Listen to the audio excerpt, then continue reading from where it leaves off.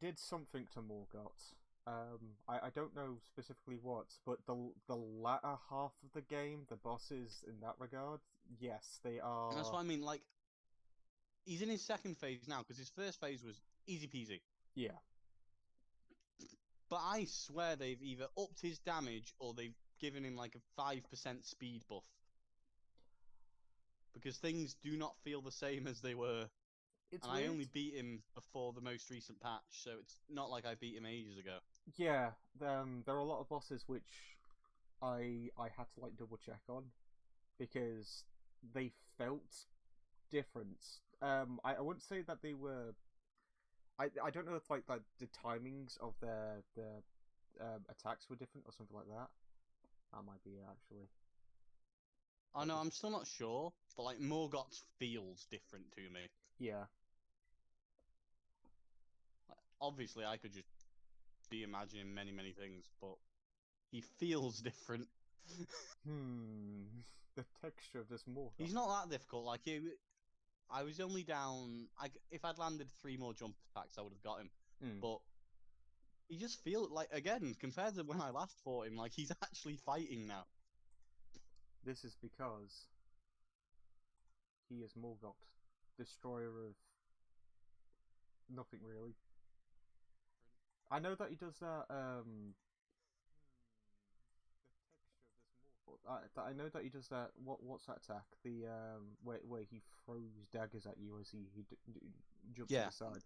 He does that. I was so excited to get later into the game and get miracles that let you use all those spectral like miracle weapons. Where are they? They don't exist. They don't exist. No, generally, the first time I played the game, I specifically, because I'd seen like Margit, he's in one of the trailers, and he summons a giant spectral hammer that is yellow, which usually in a FromSoft game means a miracle. Yes. It's because, Jack, but they don't exist. Okay, I'm going to stop singing that now. I'm not saying miracles are bad in this game. If anything, this is the strongest they've ever been since Dark Souls 1 with Wrath of Gods and Tranquil Walk of Peace. Yes, but it's because there's no impact to them because the bosses just die upon impact. No, I was going to say, literally, if you pick a mage in this game, the game, it wins itself. Yeah. Anyway, are you... I literally... Oh yeah, I'm fine. You do a little intro or something. Oh, okay. It's fine. We can continue. Do whatever you usually do. Okay. Hi. Okay, that was my intro. Hello. Yeah. So we're talking Elden Ring. Elden Ring. There we go. That's our intro. So we talked about Dark Souls, and one Elden Ring playthrough later, my brain was like, I want to talk about Elden Ring now because it's on my brain. And we played some Dark Souls 2 the other day, and now my brain's like, okay, we should probably talk about Dark Souls 2 sooner rather than later as well, because another playthrough of that is not warranted. But anyway, Elden Ring. So yes, this is going to be a little bit different. I don't think I've actually informed you of this yet, Jack. So this is going to be a surprise. Oh no, it's fine. I like these. I like surprises. This is good because this is a spooky one. Elden Ring's a big game. I think you might know this.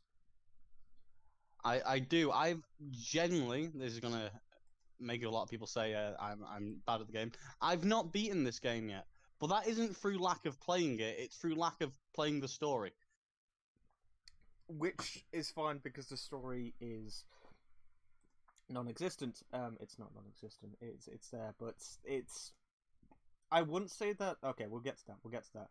So, I, on the other hand, have put in, going to my Steam page, I've put in a lot. Oh, I've easily got a few hundred hours. Yes. I've just not beaten it. Yeah.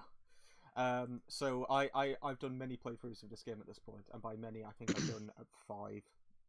I've done all melee based but 1, where I did a sorcerer build because I thought, fuck it, I actually want to give this a try in this game. I want to see what it's like. And that's pretty much what I did there. But because this game is quite big, I figured that if you want to do this game, it's due diligence. It's not going to be a one and done. This might be a multi-parter. I've got I've already got. I think I've got 3 characters. Yeah. And keep in mind, I've not beaten the game, and I have 3 characters that are all. 2 of them are level 80, 90, and the other one's the one I'm playing currently, which is like level 60. Yeah. Well, when I was setting up like categories and chapters for this stream, similar to how we did like a game progression route of Dark Souls, I quickly came to the realization that that's going to be really goddamn difficult to fit into a single pod, because Because there's so many. I was just thinking, okay, so let's say we talk about the premise real quick and go through that. Then we talk about what we think about the visuals, the sound, the tutorial at the start, how we think about that in comparison to Dark Souls 1, combat, Flasks, Ashes, crafting, Torrent, Limgrave, Weeping Peninsula, Stormveil, and then the NPCs in Stormveil and the Weeping Peninsula. Oh shit, that's gonna take up an episode, isn't it? Okay, well that's what we're doing for this episode, because if we start talking about Lorenia, then we're dead. So that's pretty much what we're doing. Yeah, that's all right with me. Oh man.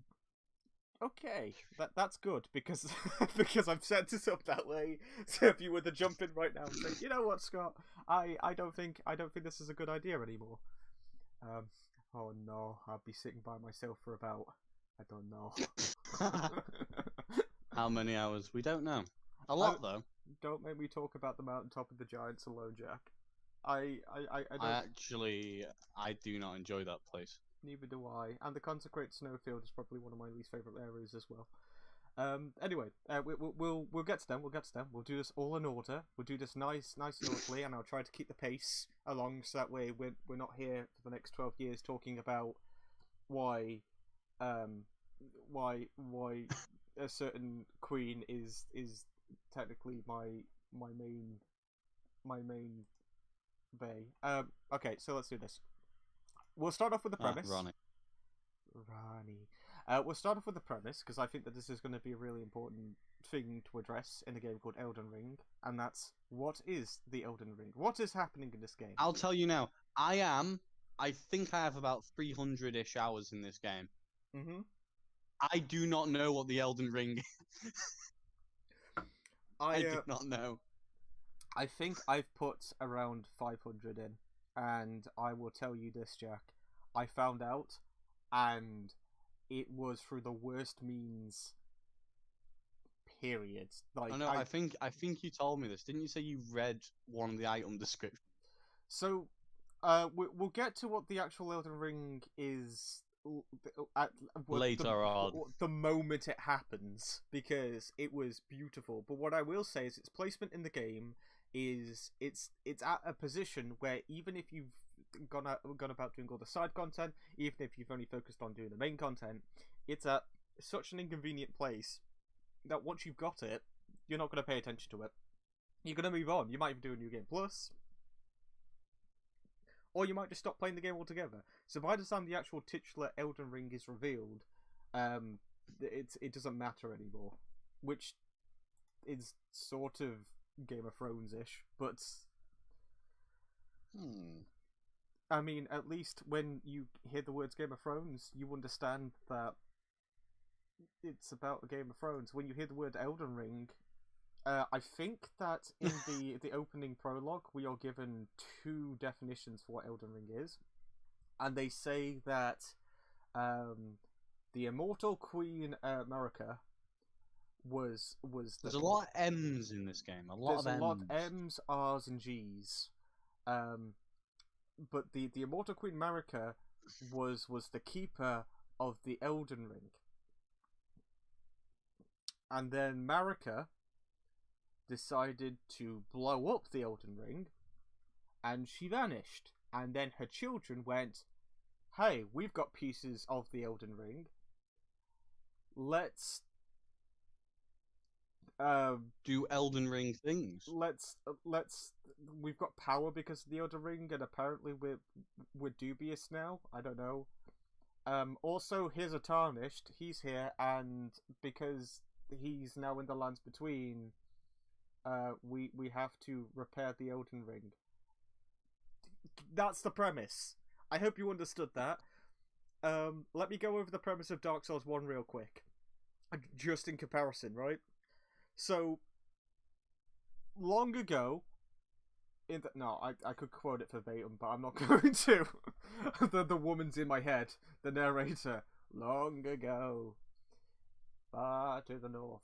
So, the premise of Dark Souls is essentially that dragons ruled the world, and there was this fire called the First Flame.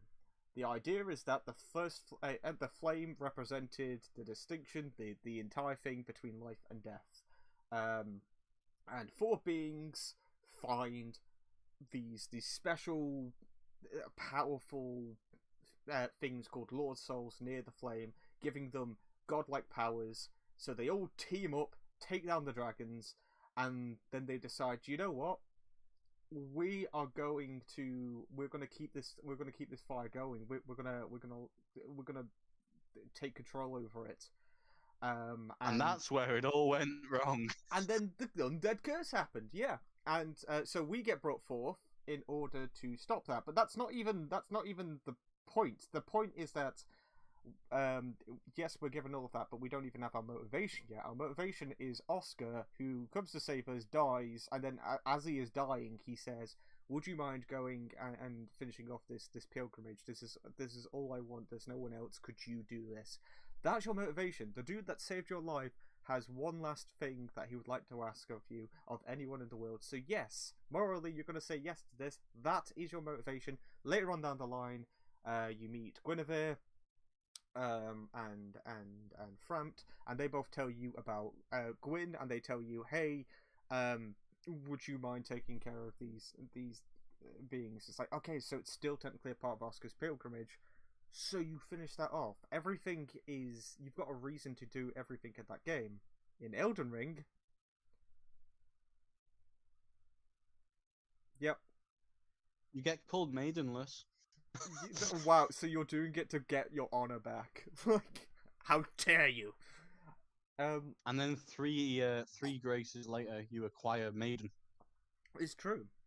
I think something else that's also... Job complete. Mission failed. So I think one of the things that is intriguing about how they wrote Elden Ring is, in previous Souls games, more specifically in Dark Souls, in Demon Souls and Dark Souls, the main character, regardless of how you craft them, regardless of how you make them, they will want a resident of the place that you're going through. Which means that if you aren't given information on the area, we can reasonably assume that our character already knows it, which means that we as the player do not need to know it. In Elden Ring, I don't know who the fuck we're playing as. I don't know how we got there. I don't know why we keep coming back. There's a tree. And then there's little trees. And then there's little trees. I have no idea. Like, I know about the tree lore-wise now, but even so, during like my first few playthroughs, I didn't. The little trees, still don't fucking know. I don't know why they're there. Why are the little trees guarded by littler trees? How come when I put the little children of the little trees into my flask, it gives me more? Because you plant a little seed inside of you. You do actually. Oh my god, the golden. Okay. So yeah. What do you think of the writing for this game? The NPC quest lines I enjoy, but they could be tied to certain areas instead of all over the map. Yeah. Which is one thing I will give Dark Souls 2 credit for. Yeah. Which is one of the few things I will give that game credit for. And I actually enjoy that game. So, yeah. But, so the NPC quest lines are written fine, but some, I don't even know how to say it, I suppose some direction as to where they're going would be nice. Because you just kind of have to guess.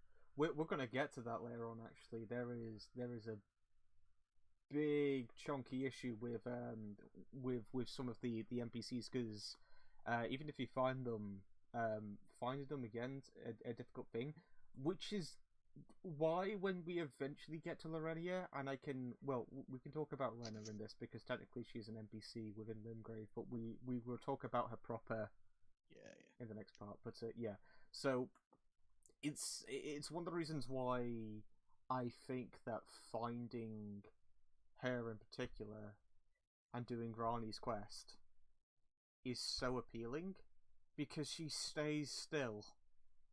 And if you're going to go off and go after landmarks, because I like that. She stays still. It's simple. It's 100%. Well, she technically, I don't think she can move either. You actually pick her up as a doll at one point, but she does. She just stays put. Blythe is probably the most difficult of her troop to find throughout the entire game. On my first character, I did not find him. I had no idea where he was. I found him by complete accident, and I found the Howling. Yeah, didn't know how to get him down. Neither did I, to be fair. But I think what they did with Blythe is something that they should have done with all the other NPCs, and that's okay. If the world's going to be so big and you're going to prioritize like multiple areas, like multiple ways to get to these NPCs, maybe give them multiple entry spots. So you can find Blythe howling there, but you can actually find him howling in 2 locations at the start of the game before you even get to Rani. So I had no idea about that. Like the first time I ever met him was in the Radahn fight. Yeah, that's how a lot of people meet someone like Alexander the Great. That's all I know Alexander from. I've never seen him in the wild. I think in my first playthrough I encountered him at the lake, and then ever since then I figured out that if you trigger Caelid, he just vanishes off to Caelid. He doesn't go back. And then if you go to Caelid and you talk to him, we'll go into more detail about this when we get to Caelid, but when you talk to him there, he then goes to Lorenia, which is awkward because if you're going to Radahn, chances are you're either really ballsy from the get-go, or you know how to cheese him and get him to launch himself into the ocean. Pretty much, yeah. Or you've been to Lorenia. So if you've been to Lorenia, chances are you're not going to go to Caelid just yet because you're doing Lorenia. So it's backwards. It's like going, okay, you met an NPC at the end of the game, awesome. Okay, so now he's at the start of the game. It doesn't really add up that you're not going to get there. It's awkward, but yeah. Did you find much of like a narrative cohesion throughout the game? Did you? I mean, I know that you haven't beaten it. Oh no! All I know is I wanna sit on some kind of throne. I don't know why I want to sit on that throne.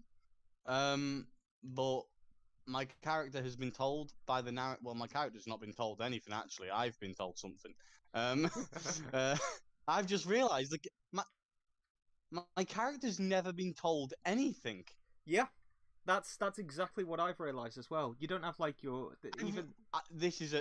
I've never realised that. My character is just wandering around with dual twin blades, smacking things. Fidget is a psychopath. I think that dawned on me during like my 3rd playthrough. I realised that. Hang on a second. Okay, so what like why am I as a character here? What am I doing? Which is why I mentioned the likes of Oscar beforehand. But even if you exclude Oscar from Dark Souls 1, Crestfallen Warrior, okay? The number of NPCs that you talk to, they all have something to say about what's going on in the world, but they also all have something to say about the main narrative. You go off to the second you get Sense Fortress opened up, Framped is there telling you about your goal and what your end goal of the game is, why you're doing what you're doing.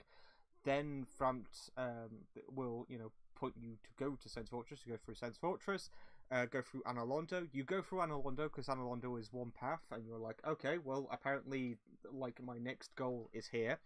Guinevere tells you what to do next, or at least Gwendolyn under the guise of Guinevere. And then you head back. Frampt reiterates after you've given him the Lord Vessel. And then Solaire will carry you part of the way afterwards. And then after that, Frampt or Karth. Is it Karth or is it Yes, Calf. Will then reiterate. It is Dark Seeker Calf. That's yes. it. Yes, they will reiterate once more what's happening. Dark Seeker Calf, nudges you along and goes, so you do realise you don't have to light the fire. Yes. But whilst pointing to his head like that meme, because it's been confirmed in Dark Souls 3 that those serpents have like weird lizard dog bodies. That's weird. And why is it positioned there as well? But yeah, you get all of that dump throughout the entire game, constantly being told what you're doing, where you're going, and how to achieve what you're doing. And then it leads all the way up to Gwyn. You defeat Gwyn, and then you do the thing. You know why you're doing what you're doing. You know what the end goal is. Elden Ring has like, I want to say like 6 endings. I understood 2 of them. And by understood, I mean I understood one of them, and the other one was the main ending. That's very fair. Frenzy Fire was a weird one. We'll talk about the endings later on, of course. But what I'm basically trying to reiterate here is that you are aimless. The second you leave the tutorial area, you are basically told, "Hey, you could follow the grace if you want. I don't know, like you don't have a maiden, okay?" No, let me tell you. The first time so that's exactly what I did on my first playthrough. Right? I followed the grace exactly. Yeah. And once I got past Margit, the grace, because now there's multiple of them activated on the map at once. It's not just one thing pointing in one direction. There can be like 7 of them all pointing in different directions. I was like, where am I meant to go exactly? And this gets so awkward later on, because when you get to the likes of Lorenia, especially the latter half of Lorenia, when you go to Altus Plateau, these areas they will have they will have these graces pointing everywhere. And I think the worst part about it is as well is that initially it's made out as if the grace, the sites of grace will point you towards like where the next, the equivalent of like a Lord Soul, Shard bearers. Shard bearers. Yeah, the demigods. Yes, but it doesn't, because there's one that points you towards the Weeping Peninsula, and you go down there, and it points you to, like, what's it called? Castle. It's not. Is it Castle Morn? Right at the bottom. It is Castle Morn. It's just got a big weasel man. Yeah, that's it. It's a big weasel man. I don't know what else to tell you. That's who it is. It's fucking insane. There's like a dungeon down there, and it's like, oh cool, this is a little side dungeon, and it just points you towards this random ass boss that's just by the coast. And it's like, well, why did the side grace point me here? Well, because it's a boss you can do. Yes, but there are fucking shit tons of bosses everywhere. Does this mean that like even the sites of grace don't point you towards a main path route? Yes, that's 100% right. Like, to start off with, you could easily be convinced, because the sites of grace point you towards Stormveil, that you are heading along the main route of progression.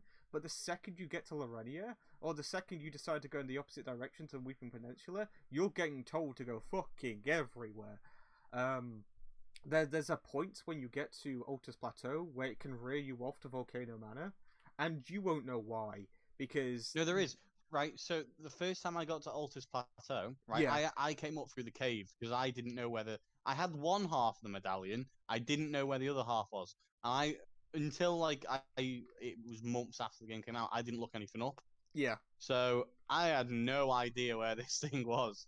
And after I'd seen how many little caves there were, I wasn't going into all of them. Fucking so, mad. I just decided to climb up.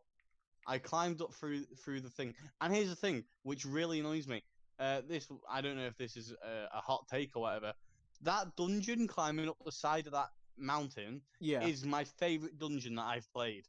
It was so fun. Because it was cruel, but it was fair to me. The dungeon climbing up the side of the mountain. You mean the boss is the Magma Worm. You can either go up the lift or go up that side of the hill. Ah, right, yeah. Okay, so it's going to be interesting when we get to that, because to be fair, in terms of design, I really did like that. When we talk about Stormveil, we can go into a little bit of the reasons why that specific dungeon on the side of the mountain is a bit of an odd one out. because the legacy dungeons in this game are a little weird. You see, they should have just put the NPCs in the legacy. Their start positions should have been in the legacy dungeons. Oh, Because when I'm thinking about it, like when it comes to combat NPCs, you have Blythe, right? yeah, Or Blythe, however you say it, because Welsh. yes. I didn't know he's summonable as part of this quest line for the Bloodhound Knight. Yes, I only realised that The on literally not my last playthrough, but the one I streamed. I only realised it then, and I thought I've played this game a shit ton of times. I didn't know that. Also, Blythe has a secondary side quest where he can get captured and get shoved into one of those. I didn't know that. I went about my business, and it's like, oh, hi Blythe, you're basically insane now. Okay, that's weird. Although I understood on frequent playthroughs, I guess that's the one saving grace about this, is that I can at least say with the writing and the direction of this game, there is a logic here. It's just not obvious.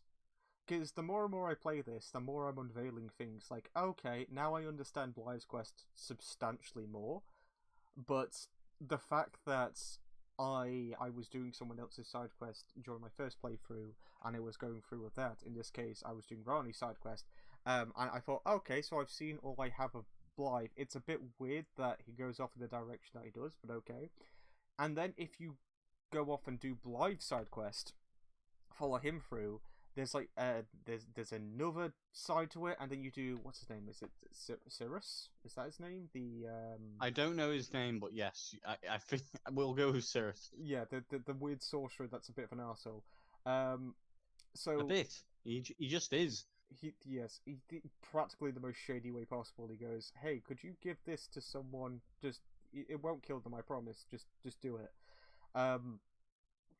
Yeah, you follow his quest line, and then you start learning a bit more about all these characters as well. And I really think that one of the biggest issues of this game is also, in terms of the NPC writing, is one of its biggest strengths, which is every single NPC quest line you do doesn't only enhance the character that you're following, but enhances characters around them as well. That has the unfortunately of exclusivity with some of the NPC quest lines, because you start one, you might cancel the other. But also, if you follow one of these through and you finish the game and you think, okay, that's it, I've had my fill, well, you're not going to know their full story, because in another playthrough you'll be following other NPC quest lines and you'll be like, I didn't know that about that person that I followed last time. Well, yeah, because the game doesn't incentivize you to do multiple NPC quest lines at one time. It's a bit like a spider web. You know, you follow one person, it's like, oh, I've learned a little bit about everyone around them. That's awesome, but because you feel like that you've learned bits and bobs, like, once again, if I'm going to use Rani as an example, Rani is like the linchpin, the anchor point of about 5 or 6. Isn't she? I was gonna say, isn't she like the center of like 4 or 5 different NPCs quest lines? Yeah, 100%. And you're not going to know the entirety of them. With who was it? Blythe, Sirius. I'm just gonna call him Sirius. Yeah, why not? It sounds like it. But to be fair, it's more if he's part of hers, which is kind of weird. But you can encounter him first if you don't go all the way up the tower. Yeah. So if you just for some reason don't go up the tower, you're now just doing his quest without Rani, which would be really weird. Because you don't know she's up there if you don't go up there. Yeah, to be fair, Rani's introduction is one of my favorites in the Souls game. It's also one of my least favorites because we'll get to it. But yeah, yeah. So it's. I didn't even encounter her in my first playthrough. To be fair, I had no idea where to get a spirit calling bell. The Three Sisters area is really awkwardly placed. But yeah, so with Rani, she is like literally the anchor point of about 5 different other characters. So you do her quest line, it's like, okay, so I got a full story out of this with lots of side characters. I was very fulfilled by it. But then I started another playthrough and I went, oh, Blythe's up there. Okay, I'll do his quest line. I started realizing, holy shit, like there is so much more going on here. And then that introduced another bunch of characters. And then it kept going on and on with more playthroughs, and I started to realise this game really wants you to play it through multiple times in order to understand everything that's going on, which would be fine if the replay value was there. We'll get to that. But the fact that you do Rani's quest and you get a little bit of everyone else's, I think that actually disincentivizes you from going after everyone else's quest lines afterwards, because you feel like you've already done it. If you haven't experienced life in the wild for the first time, you're going to go wandering about and just thinking to yourself, oh, well, the first time you meet Blythe will be either at the Radahn fight or at Rani's Rise. So it's awkward. It's really awkward. I suppose the last thing that we could talk about in terms of writing and the premise, George R.R. Martin. Look, he's not even finished his own work. Yes. I'm not like what level of involvement do you think he had with this game? I think he named half the characters, because any of the ones that are named after Welsh names, I think FromSoft named, and my reasoning for that is in every single game they've had Welsh names. Yeah. Gwyn being a prime example. And then the ones that are more medieval, say the bloody finger Varys. That is literally a character in Game of Thrones name, Varys. Yeah. That's literally a character's name. 100%. So no, I mean it is. Yeah. It's it's I the remember. eunuch dude. I remember. Yeah. Yeah. So like you can. I think he generally named some of them, probably inputted on their design, and that's it. Because this is very, very typically just a. How do I put it? It wants to do the Dark Souls 1 plot of you need to go and do this and sit on this throne like the fire thing. Yeah. But at the same time, there's no incentive for me to do that because there's not a curse. Like, I've just been risen from the dead. There's no curse on my character. It's I think that's probably a big thing to point out. That's a really good point. Because this time around, it's the reverse, right? Because the first flame is dying, which has the first flame is dying. You don't have an incentive to relight it, other than the fact that the undead curse has happened. The tarnished are brought back specifically to become the Elden Lord, to repair the Elden Ring. So this means every single tarnished, by the way, which means they looked at Patches, his track record, and went, "Yeah, he's worthy." Yeah, 100%.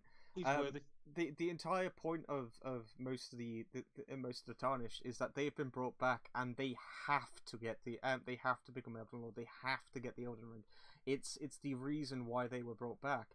The undead curse was just a side effect of the first flame dying. It affected everyone, so everyone's got their own different motives. There's not really a specific reason why you should go and relight the first flame until Oscar comes along and sends you on your pilgrimage. And once again, I think that motivation is a big thing that's lacking in this game as a result. It's one of the reasons why I think that the side quests are seen as positively as they are in this game. But if you were to ask anyone about the main narrative, they would draw a blank. There really is no incentive if you're just following through the main quest line casually. There is no incentive whatsoever to become Elden Lord. It's only through NPC quests that you actually get sort of like flavor text. But we'll talk about. Go on. No, I said that's fair. It's like there's not really anything to actually. Again, the more I think about it, my character can do whatever they want. Like, I know that's the point of the game. It's open world, but there's like, there's no reason for me to be playing the game. Like, there's no objective. Yes. That nails it. That actually nails it. You finished Elden Ring thinking to yourself afterwards, like, okay, so what was in it for me? Why did I do that? Like, I still once again this is like, think of this as like a brief, like this is not the blurb, the foreword before we actually get to this proper. By the time you finish the game, I have no fucking clue if I made a positive impact on the world or if I fucked it over. That's a great point as well. This is the land of gods, right? Yeah. There's a normal world just out there. Yeah. Like, we see ships and stuff in the distance that have like been sank on like the rocks. Like, there are normal people in this world. So, but that's the thing as well, right? The lands between are literally described as a separate, isolated place from the rest of the world, which means that if Elden Ring, if like the lands between get fucked over, okay, surely the outside world is fine, right? Like, what, as a Tarnished, am I stuck in the lands between, or can I leave? Because if I can leave, I feel like that's when I was thinking about this and I was actually trying to type up some notes about this game, I kept thinking over and over and over again, wait, hang on, surely the first thing that my character would logically want to do in this game is trying to find a way off this place. Like, not go... Especially if you start as, like, a bandit. Like... Yes. Like, you're thinking, like, okay, there's a shit ton of Tarnished that have just been trapped here, essentially been put into, like, a Battle Royale scenario for the, to become Elden Lord. It is literally the movie Battle Royale, but with no guns. It's mad, because, like, all these, like, demigods are here fighting to become Elden Lord. It's like, well, why should I have an input? Like, what's in it for me? I don't know what the Elden Ring is. Like, it's not explained to me. It's not explained to the player until right at the end of the game. It's loosely hinted at. If anything, your character is quite literally a thief. Like, you've gone into a family feud and gone, I'm just taking everything all of you own. It's mine now. It's, literally though, like you wander into this place and everyone's just telling you, could you go off and do this? Why? What's in it for me? By the way, I have no idea if this is like what is actually going on in the game for anyone getting annoyed with this, but from just starting the game up and being told what to do, it does just seem like you're in a family feud. You literally are. There's barely anything else to refer to. Like, you start out and then you are told in the introduction that Queen Marika once had the Elden Ring, and then it got destroyed. And then when it got destroyed, all the children of Queen Marika went in on the shards of the Elden Ring, and became like demigods as a result. Well, they were demigods, but more powerful as a result. It's not explained why they would want to become Elden Lord or why they would want the throne. Or not the throne, but why they would does it give them some kind of like that's what I mean. It doesn't explain anything. Like, do they get some kind of like? Is it like a throne of Olympus kind of? No, not was a better example. Like, the stupid as it sounds, the original story of the Little Mermaid, right? Like, is it whoever has the trident, like the ring? Is that who's in charge? Is it just automatic swap of power? It's like, not... I can't think of another example. Like, is it just whoever has this thing is in charge, that everyone has to obey? But then if everyone has to obey whoever is in, like, with the ring, why was there a war in the first place? 100%. I mean, you think about it as well. Like, the only ending that made sense to me by the time I got to it was Rani's, because she described the Elden Ring almost like as a power generator. So in my mind, it's like, okay, I get that. So she's using it in order to use her powers and amplify them. That makes sense. But then when you come to every other ending in the game and you talk, or you look into like what other people's perspectives on the Elden Ring and becoming Elden Lord is, they don't give you anything. I mean, the Frenzy Flame ending, where does that make sense? In what world does the Frenzy Flame ending make sense when literally the maiden you're with, for the majority of the game, burns the Erd Tree in order to get into the Erd Tree? Like, did I just make more fire? She started the fire, but did I do more? What? Why is she coming? No, we can't anger Billy Joel like this. But I didn't start the fire, Jack. I didn't do it. She did it. Like, literally, Melina is... She sets fire at the forge in order to burn the Erd Tree. Yeah. Cool. So I'm Which just begs the making more question: fire. why had none of the shard bearers gone to kill that giant if it was such a threat? I don't know. Godfrey's just waiting for you at the Erd Tree this entire fucking time. Where was he though? Like, was he trapped inside with Radagon, just like chilling? Like, hey, how you doing? The way the narrative sort of explains it is that these guys are like, they were away from the lands between, and then they came back. They were like banished, and then they came back. Well, the issue with that is that implies you can leave. Yes. Why don't we?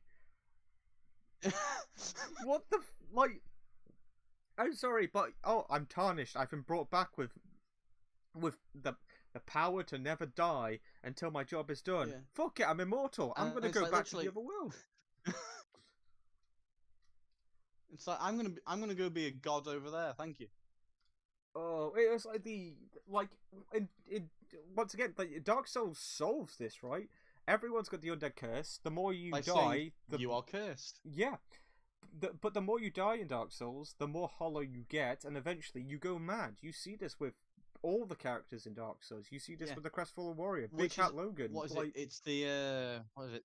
It's the theme I actually really like with Dark Souls. Is the once you complete an NPC's quest line, is usually when they go hollow, because the way the curse works is they need a purpose. Yes. In life, they need something to do, and this is I'm going to bring up Dark Souls 2 again because there's one quest line I do actually really like in that game, and it's Lucatiel's, even though her brother's invasion is really is just easy, but like her entire purpose is to become stronger and better until she finds her brother, and that is it. That is all she wants. But here's the thing: once she achieves that goal, she dies because she doesn't want to go hollow. She just lets the curse take her.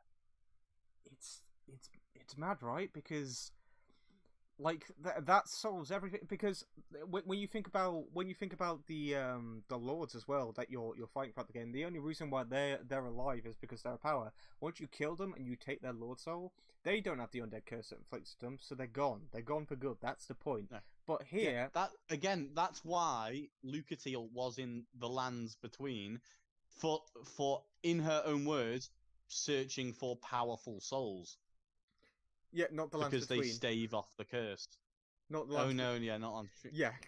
No, what do they call it? No, because I know they say Drang Lake, but they also call like the area of Drang Lake. Anyway, this isn't Dark Souls 2 video. No, we'll get to that. We'll get to that. Someone correct me. I see. My brain keeps thinking that like Lordran's in there, but it's not. But it is. But it isn't. But it is. Anyway, so. And in the ending of Dark Souls 3, you can see Lordran and Drang Lake. So. Yeah. So. And you know it's Drang Lake because you can see the towers of the dragon area. Carry on. Yeah, that's okay.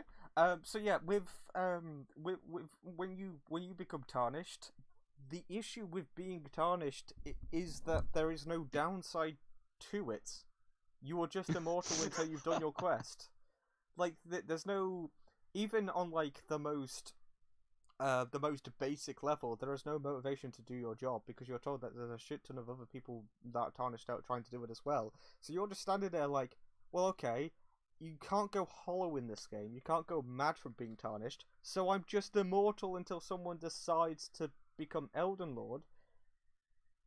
Okay. Also, why would I want to become Elden Lord? Also, what's the downside to Radagon being Elden Lord? Why am I trying to usurp him? What's happening? Why am I doing? I'm doing this because all of the demigods want to become Elden Lord instead. That doesn't make sense. I'm just fighting in their feud. Like, if it's difficult to get to the throne, then surely I should just let bygones be bygones and just fucking go. Like, yeah, he's not doing. Like, you don't even know Radagon's in there. How do you know the Elden Lord is currently sitting in the Erd Tree? He could be anywhere.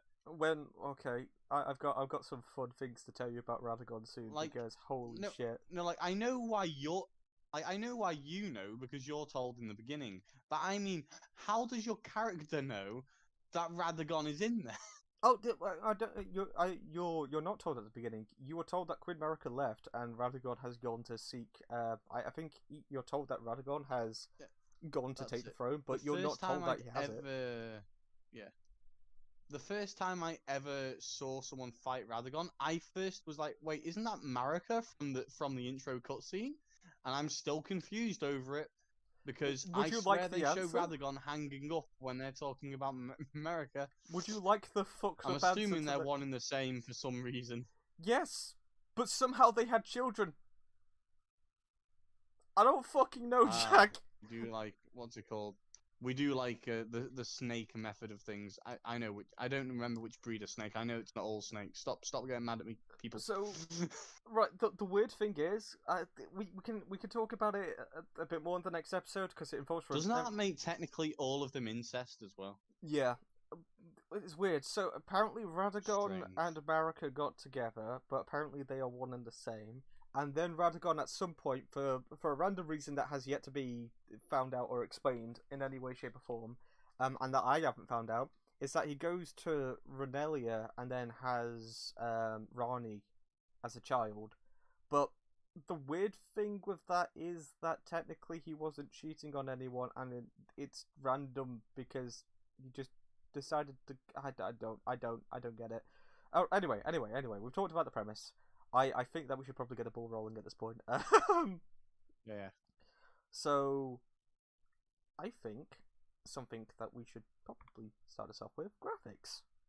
What do you think about the game's looks? The vistas. I enjoy them. I like it quite a lot as well. There were a weird group of people. I think they still exist. Who were trying to say that Elden Ring looked bad because of Blue Point's remake of Demon Souls. So I'd fight back with that with saying, but have you found the gameplay in Demon Souls to be better than this? That's yeah. The thing is, right, this brings up a point which I have always stood by, and that's art style over graphical quality. It's why whenever you see Sony post a game or something like that, and people go, "Oh my god, this game looks gorgeous." It's like, are you saying that because it looks photorealistic, Yeah, or you're because it talking actually someone looks whose favorite was it? You're talking someone whose favorite game for many years was the Warband Mountain Blade. Yeah. I do not. Graphics do not. Gameplay to me trumps graphics 100 times over. That's one of the reasons why I think that Bloodborne should have taken a graphical hit for performance, but you know, it's fine. Whoa, Elden Ring video. We don't want this hate. We Okay, don't want that. Okay. So yeah, I think that one of the trappings of Elden Ring is that it's still working on the same FromSoft engine as Dark Souls 3.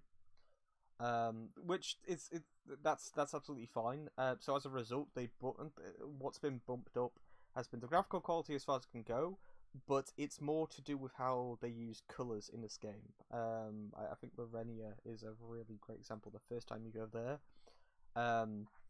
it's fucking gorgeous. I think Lorenia might actually be one of my favorite looking areas in a Souls game. Period. It's I'll try and find a picture actually. But even like when you go into Limgrave for the first time, when you exit the tutorial area and you walk out, the first time you see Limgrave, there's never a point when I first get there where I'm not like, holy shit, this game is gorgeous. And I know that a lot of that would be down to the trappings of the Erd Tree, because the Erd Tree is just this magnificent thing always in view. But even if you were to take away the Erd Tree, the way they do skyboxes in this game is beautiful. I think that this has the sorry, go on. No, I was gonna say, I can tell you right now, I am in the Okron City underground at the moment. Oh my god! I'm playing the game as we're talking. Yeah. This place looks incredible. Okay, I changed my answer. I can see it. I can see it's underground, but it's beautiful. Yeah, I changed my answer. Nokron is my favorite looking area in the game. I changed my answer. Holy fucking shit! Like the first time I went to it's not Sifra Lake. Oh, is it? It's what's it called? Oh, Ansel River. That's it. The first time you go underground and to Ansel River, um, I felt uncomfortable. Like I felt unnerved before I went down there because it's like, where the fuck am I? What's going on here? I was shocked. I'm not even gonna lie about it. I had no idea what was going on. 1 second, I was in woods being chased by bears and stuff, and the next thing I know, I have no idea where I am. I was shaking, and like it takes a lot in a game to make me feel uncomfortable, but the likes of like Subnautica can do it with like depths and stuff like that, and anything to do with water, like deep water, scares me. So the, that's an easy way to get me scared. The abyss might be the most terrifying thing in a game for me. Like just the concept of it. I think the DLC for I think that the Artorias of the Abyss slightly underdoes it, because when you go to the Chasm of the Abyss, there's things there and it's fine. But the Abyss with the Four Kings, the first time you do that, I'm fucking shaking. Like it's just the unknown. I think that's probably it. The fact that you can't see is the terrifying thing. But you know there's things out there. So going down into Ansel River for the first time and then going like, what the fuck? The way that they utilize like ore and crystals to almost look like stars on the ceiling. The fact that you can actually see Nokron like in the sky is fucking amazing. Like just hanging upside down. Oh, it's beautiful. It's beautiful. What do you think of Caelid's visual design? Caelid, the first time I walked into that area, I turned around. It's quite intimidating. The sky turned red, so I turned around. It's quite simple, honestly. I saw danger and I thought, thank you very much. My years of media experience have taught me that I should not be here right now. That was almost exactly what went through my head. I kind of thought to myself, right, if I had to place myself in a movie right now, what genre would I be in? And I immediately thought I'd probably be in this situation in some kind of thriller horror movie. Yeah. And I immediately thought, that means I should turn around. So I did. I would actually say that like the atmosphere of Caelid is better than the design of Caelid, although there's a lot in Caelid itself that I like. But we'll talk about that when we actually get to it. Just talking about looks very quickly. Let's see, Altus Plateau. My experience with Altus Plateau visually was ruined recently because of something that FromSoft decided to implement into this game. Now I don't know if this was patched in rather, but whenever you go to an area for the first time, it's almost like the draw distance has been expanded for the small area you're in order to see the entirety of the area and be wowed by it, right? So the second, like from when you see Lorenia, for example, you walk there, we're past the point of these being like models now. These are actually the locations there that you can see off in the distance. The area is just selling itself. But then when there's more than 9 polygons now. Yes, which is a big change to everything involved. But when you actually go down into Lorenia, the draw distance shortens up again. Now, what's ruined my experience slightly is that when you see these vistas for the first time, sometimes, and this happened with me with Altus Plateau in my last playthrough, there will be a fog that will roll in order to... Oh no, the first time I ever went to Altus Plateau, it was foggy, and I was like, the fuck is this? Where am I? What is it? I thought that was a thing for the area.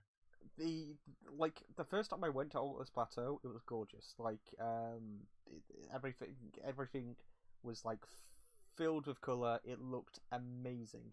And then I went there recently, and I think the only area that wasn't covered with fog when I entered it for the first time was Lorenia. And I think the only reason why Lorenia has been kept the same in terms of its Vista introduction is because there's a forest in all directions surrounding it. So it gets the chance to do that without a performance drop, because the second you move in any direction, that view's gone. And it's weird. It's really weird. I think it's so that way, because there was like a big stuttering issue on PC versions, which is the version I played. So I think that the idea was that they were trying to maximize out performance, and make sure that the game wasn't crashing nearly as much as it used to, because it used to crash a lot. So they decided to do lots of things in order to reduce draw distance and what you can see in general, which didn't stop the fucking rain from tanking the FPS, but still, yeah, that was interesting. I don't have a lot to say about the Forbidden Lands and Mountaintops of the Giants in terms of views, because there's not a lot to see. What you're on about. Like, even in terms of like the way the Mountaintops of the Giants look, I suppose that is a point in and of itself. It's very restrictive. You sort of there's a route to go through, but you are restricted in terms of where you can go. I think there's only like 3 major routes on there. So looking about, there's never a point where it's like, oh, this looks gorgeous. Even the one time when I thought that something visually interesting was happening was with the what was the dragon called on the Mount of the Giants? When the fog comes in, not the fog, sorry, like the frost. Borealis. That's it, Borealis. Yeah, I generally thought that was going to be a part of the fight.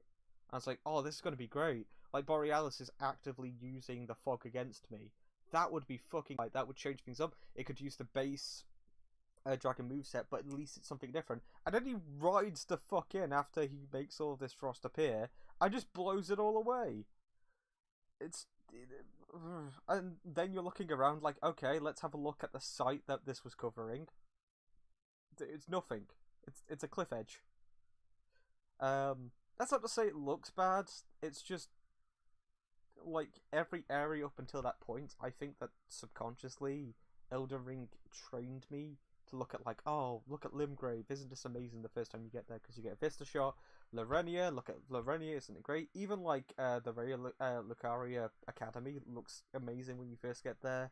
Ansel River, Siofra River, Caitlin, Nokron. A lot of rivers. There's a few rivers. There's quite a few rivers. Altus Plateau, even Mount Gilmer.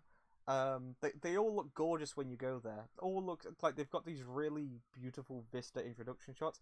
When you go to the Forbidden Lands and the Mountaintops of the Giants, it's like, okay, I'm here, but there's nothing to gawk at.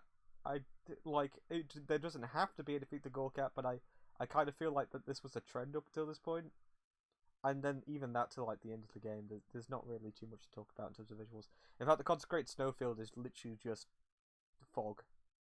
It's just fog. But yeah, visually I liked it quite a lot. And I think a lot of that's just, once again, to do with the use of colours, and the overall art style. I really do think that I like how bright this game is. Yes. Even man, this is off of me coming off of a fresh playthrough of Dark Souls 2. I like that there's colour in this game. It's like for the first time you've seen the light. You've been in a cave for so long, just plodding away. Oh god. Well, it's like I think people really really underestimate how dark Anor Londo gets when you kill Guinevere, because it's actually one of the darkest areas in the entire game at that point. So after making 90% of the game dark and doing an entire stream on that, and then like looking at Elden Ring again, my eyes are like, oh, it's so beautiful. I can see things. What do you think of character and the boss designs? Boss designs more particularly. Oh, the designs I think are incredible. I'm not gonna even try and hide it. I think the actual designs of the bosses are incredible. If you were to ask me about certain movesets or certain repeated bosses, I might have a different opinion. I'm fairly mixed on the boss design. I think that a lot of them are good. But then we get the... I like... Who's do I like? Who's is probably my favorite boss design? I really do. I do actually really like Radagon. Yeah, I do like his design. I don't know. I think it I think it just fits his fight really well. He's just a dude who kind of looks like he's made out of rock, but he's all broken because the ring's still broken and stuff. yeah. And you can see that his great rune is like engraved on him, which is quite. I just like it. I think it's a solid design. I see. Whenever my brain thinks of like, oh yeah, Radagon looked great. I think the Elden Beast has got a good design as well visually. I like Rani's design. I like Blythe. I love a lot of the core bosses in this game in terms of the design. Even like Bloodfang. Is it Bloodfang or Bloodfound? Bloodhound. Bloodhound. That's it. Jesus Christ, my brain. I even like that a lot. Fucking Godfrey is still amazing looking to me. But then, also Tree Spirits. I like the fact when you. Radar. I was gonna say I like the fact when you kill Godfrey, he loses all the extra parts of his body that he's gained, and he just becomes this little shriveled old man again. He does nothing. He builds himself up to be this badass looking thing. He's got a line on his back, and I thought, okay, well at least the line's gonna do something during the second phase. I can't wait to see that. And then he fucking kills the thing, and then he just goes, okay, I'm just gonna go bare shut for the second half. Like, what? Oh, that's it. I forgot. I was getting mixed up between Godfrey and Godric, but no. Yeah, I love Godfrey's design. Oh yeah, Godric's good as well. Godric's good as well. I'm trying to get a proper image of Radahn because everyone keeps painting his goddamn face. Because I want to show off like the fucking horse. There it is. Oh my god. Oh, what's it? It has like a really, isn't it like called Stuart or something? Like something really normal. It's fucked, is what it is. Like I'm looking at this image now. I'm gonna put it on stream. Well, did you see what I sent you earlier about the horse? Oh yeah. I'll put that up as well. Yeah, the fact that you can't actually see the horse, you can only see his legs in this image as well, which I put up. It's mad, right? Because like I've seen people praise this design, and like, okay, the top half, fine, but the like I can't help it. There's a fucking horse. It looks like Hold on. Is that a Naruto reference? Is that Hidan's scythe in the ground next to Radahn in that image? And with that, you've given it too much credit, and it's gone. Yeah. So it's weird, right? Because I think that Radahn's look up until the horse is fine, but like I'd sooner he'd just be skating about. I really do, because I was convinced the first time I fought him was skating about. I didn't even notice the horse. Like they could have just said it was like they could have just said his body and armor was so massive that he mastered anti-gravity magic to move. Yes, which would have been more impressive than him saying I used anti-gravity magic to sit on a fucking horse. Oh my god. Oh, anyway, we'll get to Radahn at some point. Millennia I like. Horse. Melina looks pretty average. Oh, wait, say her name again. I'm not quite sure I heard her name. What was her name? Millennia. Oh yeah, Millennia. Yeah. Blade of Mikola. Yeah. You mean Millennia? Blade of Mikola. Yeah. I wonder how many times she's gonna have to say that whenever she introduces herself. God, Melina. Marika. Fucking hell. Okay, right, we're moving on. No, I generally thought, again, my first playthrough, I'd heard people say about Melania. Yeah. Right? So, then the person I'm traveling with is called Melina. I'm just looking at it like, that's a real suspicious name for someone like this to have.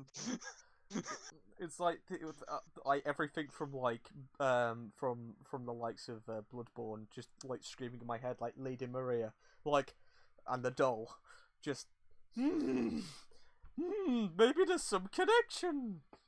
Fuck. I actually like Melania's Millennia's. There's The Blade Mikola. Who's yeah, yeah. Mikola? Mikola is oh god, I did just say who she was before, didn't I? No, that's Marika. Oh my god! No! Mikola is her brother who died. Mog guards. He's in the sewers, but he's also not in the sewers at the same time. Oh my god. Mog guards his body. But so does. Wait, no, that doesn't make. Oh, okay, no, right, fuck it. We'll get to that shit. So yeah, okay. I thought Mikola was the guy in the nightmare. No. I passed her. Okay, we're not going. Majestic. You got his head in that cage. You can't get it out. Yeah, makes one of us. Okay, right. So we'll talk about. I think we'll talk more specifically about individual boss designs when and as we approach them. Because guess what? We still haven't reached the first area yet in terms of talking, and we're 1 hour in. There's a lot to talk about with this game. What did you think? All right, so what did you think about the sound? What, like, in terms of music? Music. It sounds fine, but okay, I still think... for a first boss, I still prefer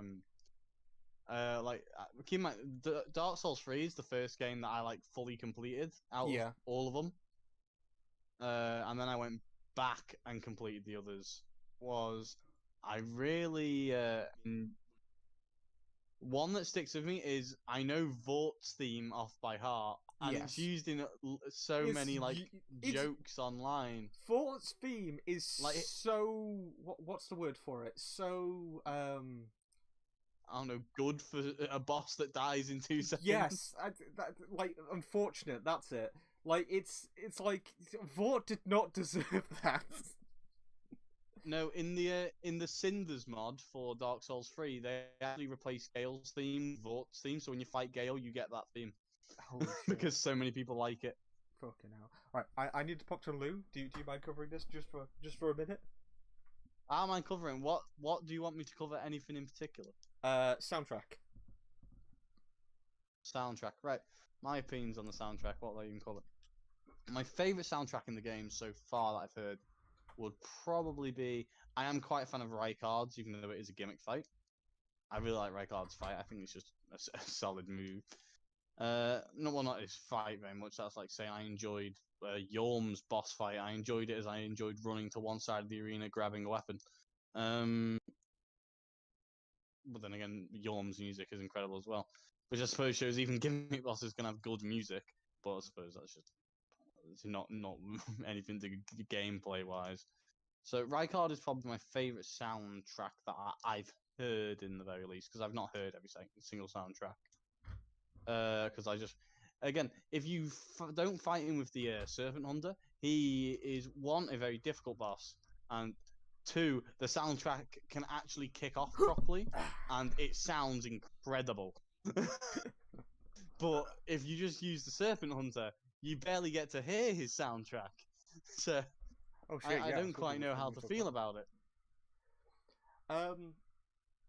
Right. Okay. So I think this is probably an interesting way to ask this. So let's if you pretend the game didn't exist for a second, and the soundtrack was by itself. I'm playing the game. Jack. And you should work with me here. Like, what do you think of the soundtrack by itself? The soundtrack by itself, some of the songs would be like a 3 out of 10, and then some of them would be like a 8 out of 10. I wouldn't say there's a perfect song in this game that I've heard so far. Yeah. But again, I really like Rykard's theme, despite the fact that it plays for a few seconds. Here's a good question, actually. What's your favorite Soulsborne song overall?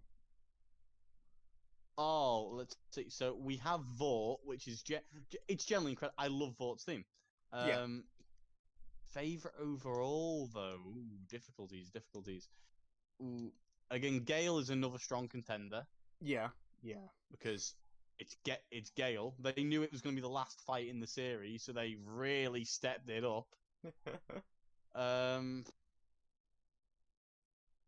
to think. Who else has good fights? I'd have to say, despite the fact, again, an issue, they seem to give the best soundtracks to the characters, well, the bosses, I should say, that die the quickest. And I Yeah. was gonna say Ludwig second phase, Holy Blade. Yes. Yeah. That's. I had a bit of The music is incredible, but I you barely hear it because the because second he phase. just dies. I had a bit of a mental back and forth recently with Ludwig, the Holy Blade, and the First Hunter because I really like the First Hunter. In terms of just the track by itself, I love it. It's anything that's a bit more like subtle, you know, that fits in with what's going on. It's why I like Gwyn's theme quite a bit as well. What is it like? I still really like Rykard's theme in Elden Ring is my favorite one that I've heard.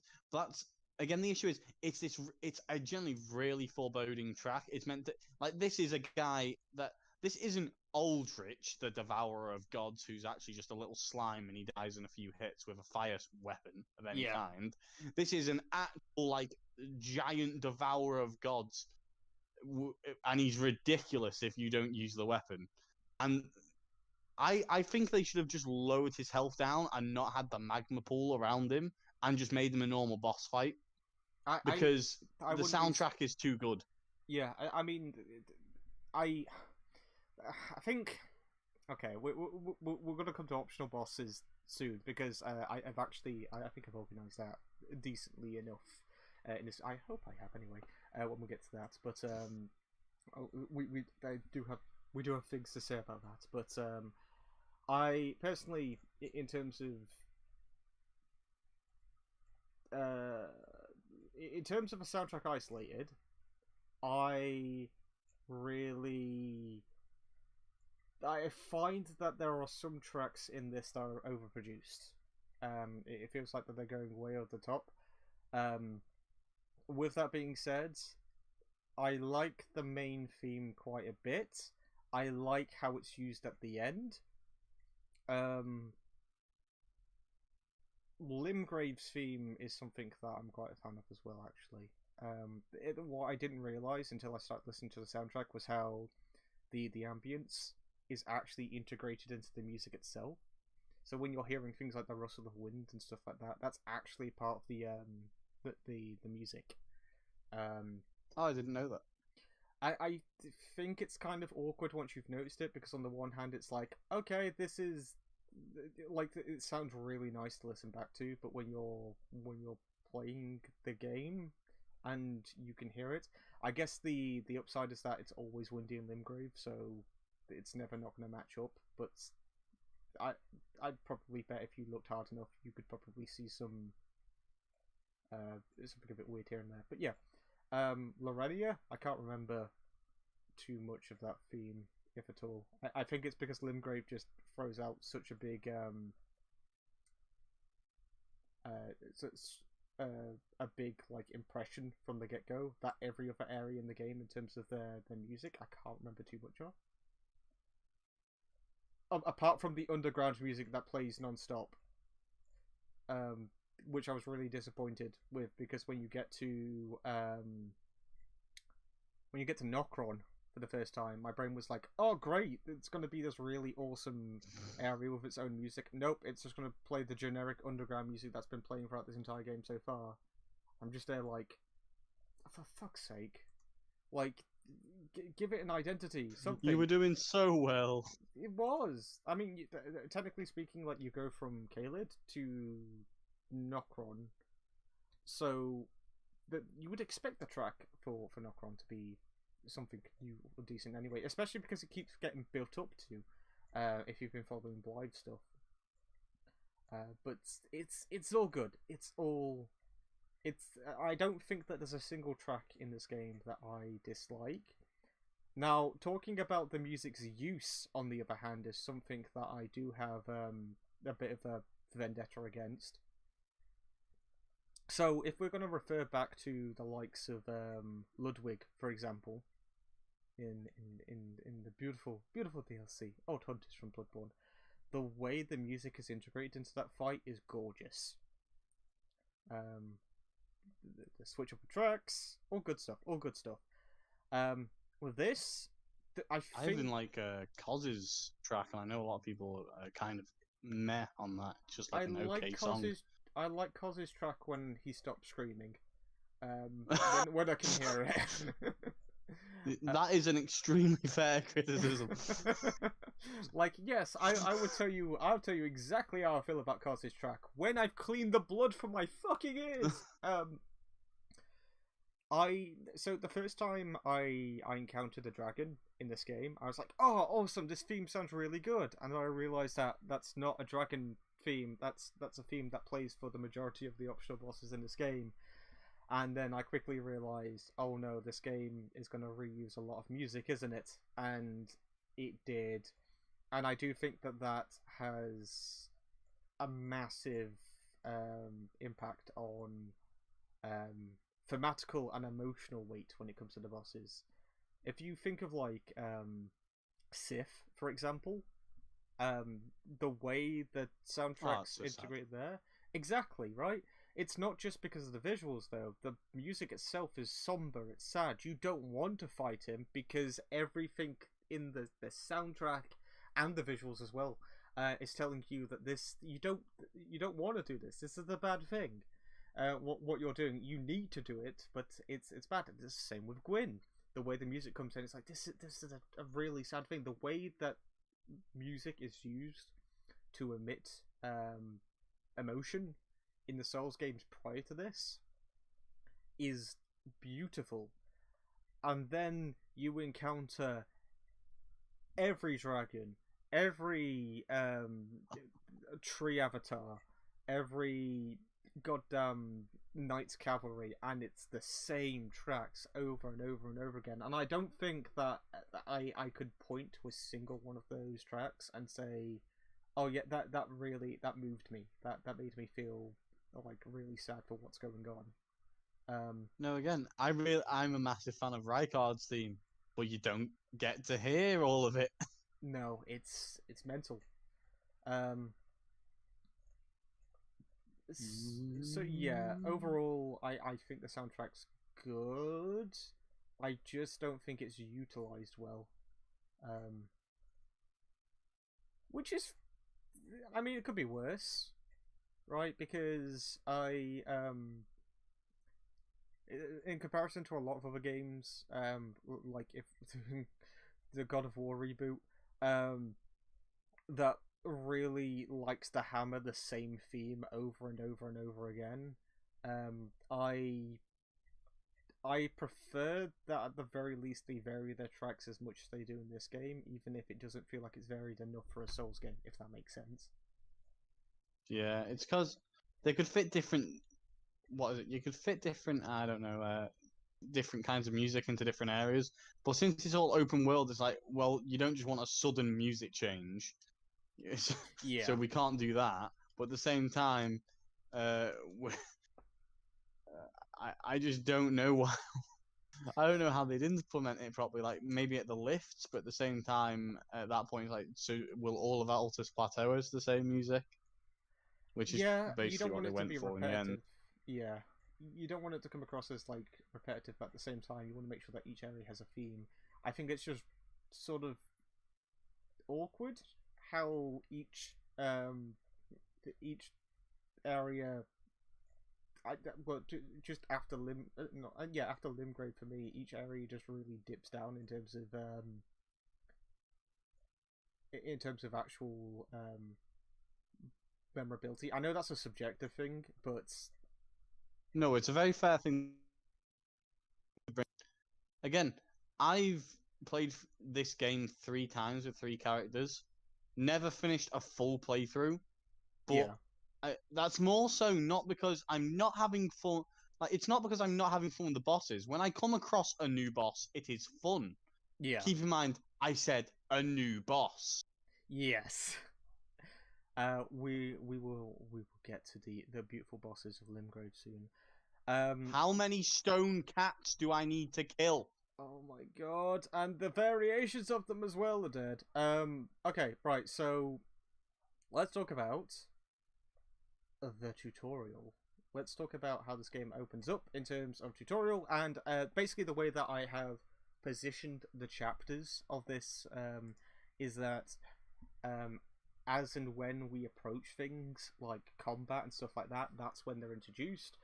I've also made sure to have chapters be lined up to be like closest to the most appropriate things possible. So, for example, we've got tutorial, combat, flasks, ashes, crafting. I threw in after ashes because to be honest, I think that crafting is probably going to be the I have slowest never topic. used crafting. Yep, I've used it once, and I do have something to say about it.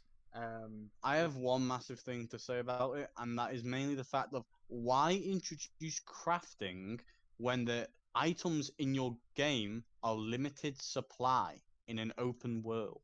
Yeah, So the there is a enemies are reason. infinite. Yeah. So the enemies are infinite, but your supplies are not. So I don't see the balance there. I've got a 3-word answer for you. I've got a 3-word answer for you, and we will get into it in a later video. But we're Yeah. only going to mention crafting very quickly Let's go now. from the beginning. But yes, my 3-word answer to why crafting exists, and it'll be a one and done when we get to it, is Lake of Rot. Anyway, so let's talk about the tutorial. So you start off, and right at the beginning, you are out in the middle of nowhere, just having a bit of wander about, and then the game does this thing, right? This game does this thing which people have sort of joked about being a trend with Souls games, and now they've actually made it a trend. The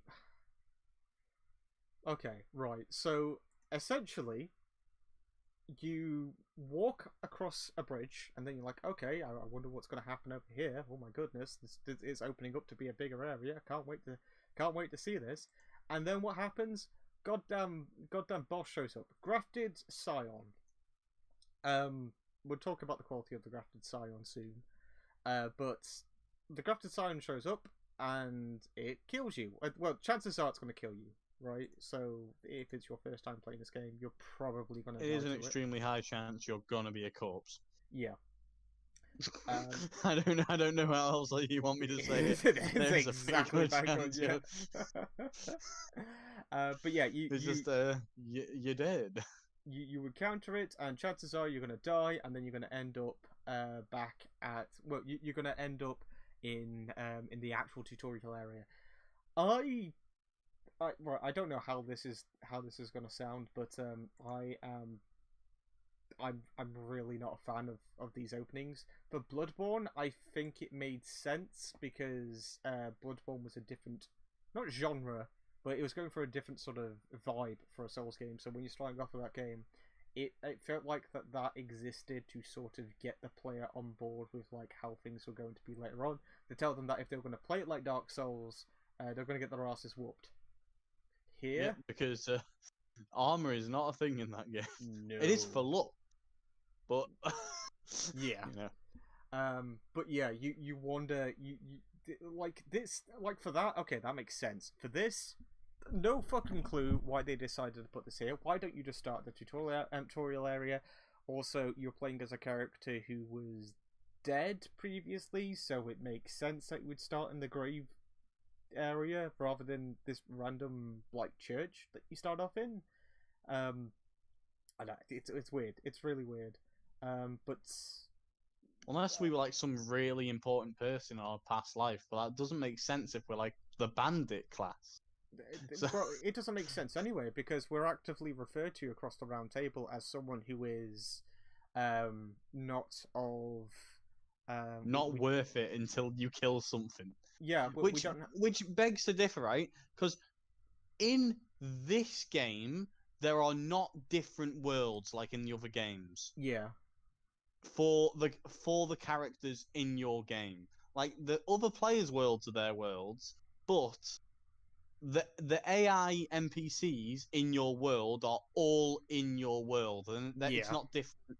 It's not different spaces like it was with Dark Souls 1, 2, and 3, where sometimes they'd be in your world, sometimes they're not in your world. So that confuses me when It's I look at it and I go, so if everyone's here and all these people in the round table, like, does that mean to be worthy they've already killed some of the gods and I've just not been told about these gods because they're already dead? Or did everyone else in here just come beforehand and now that I'm the last one here, they're like, oh, play it cool, we're going to prank this guy, we're going to prank this guy. You need to go kill one of the shard bearers if you want to be like us. at least if they did that, it would have reason, right? Instead, it's just like, oh well, I guess you killed one of them. Yeah, sure, why not join the crew? Guess you're worth it. But that doesn't even make sense, right? Because then we've gained worth to be a part of the round table, and goddamn, what's That's what I mean. How did everyone else? I don't get it. If the only way to earn your place there is to kill a demigod, how are there any demigods left? It's fucking mad. And then you've got everything involving like the hunter. Oh, okay, yeah, we'll get to them. We'll get to them. But yeah, right. Tutorial area. So you start off, and I think that the way the tutorial area is designed, pretty okay. I don't have anything negative to say about the opening, and I think a lot of that's because I've got something negative to say about probs, but we'll get to that. I think that I've got nothing negative to say. I've got something negative. I've got something negative to say. Yeah, I think that the idea of the tutorial combat area being completely optional to the side is something that works quite well for the Souls series. That's something in line with what the Souls games that are essentially, like you take everything at your own pace, you learn what you learn, and you put that forward into your playthrough. I think that the idea, like the get good meme, I think that the idea of that is a little wrong, because the point is that you're meant to, you play these games to, these games are very diverse in terms of the playstyles that you can have with them, and the idea is that you're meant to be able to pick them up and play them any way you are able to. So yeah, exactly. So like when it comes to me, I don't like, I don't usually I usually play these games like straight through. But since this game isn't just a direct path, I just get bored and I wander off. yeah, And that's why I've still not beaten it. No, I've not struggled with any boss except for the first playthrough I did with Margit. I hated that fight so much. But I've not struggled with a boss. I just don't go to any of them. It's there is definitely a balancing issue which we can talk about in a little bit as well. But yeah, I like the idea that the tutorial area is pushed off to the side. It does give me a little bit of a things betwixt vibe though with how it's laid out. But I don't really have anything bad to say about things betwixt either, besides from. Right, we'll get to that game when we get to that game. Anyway, so yeah, going straight through the tutorial will introduce you the fundamentals, parry, attacking, and stealth as well, which is something we can talk about in a bit. Which is fine until you build your build around it, and then all of a sudden, you can't use stealth on anything that isn't in like an open area. I don't you just understand stealth in this game. I don't. I think they put it in there because it was an aspect of Sekiro. But I didn't like stealth in Sekiro. Probably try and get returning players. Yeah, that makes sense. But I'd just assume it was to get returning players. The idea that like it's meant to be utilized for like backstabbing in this game as well, which doesn't make much sense because if you run up on them anyway, you can still get a backstab as long as they're facing. As I said, this is a Souls game. Walk up to them and strafe. That's it. That's They will yeah. give you the back. They It, will. They will just turn it to you.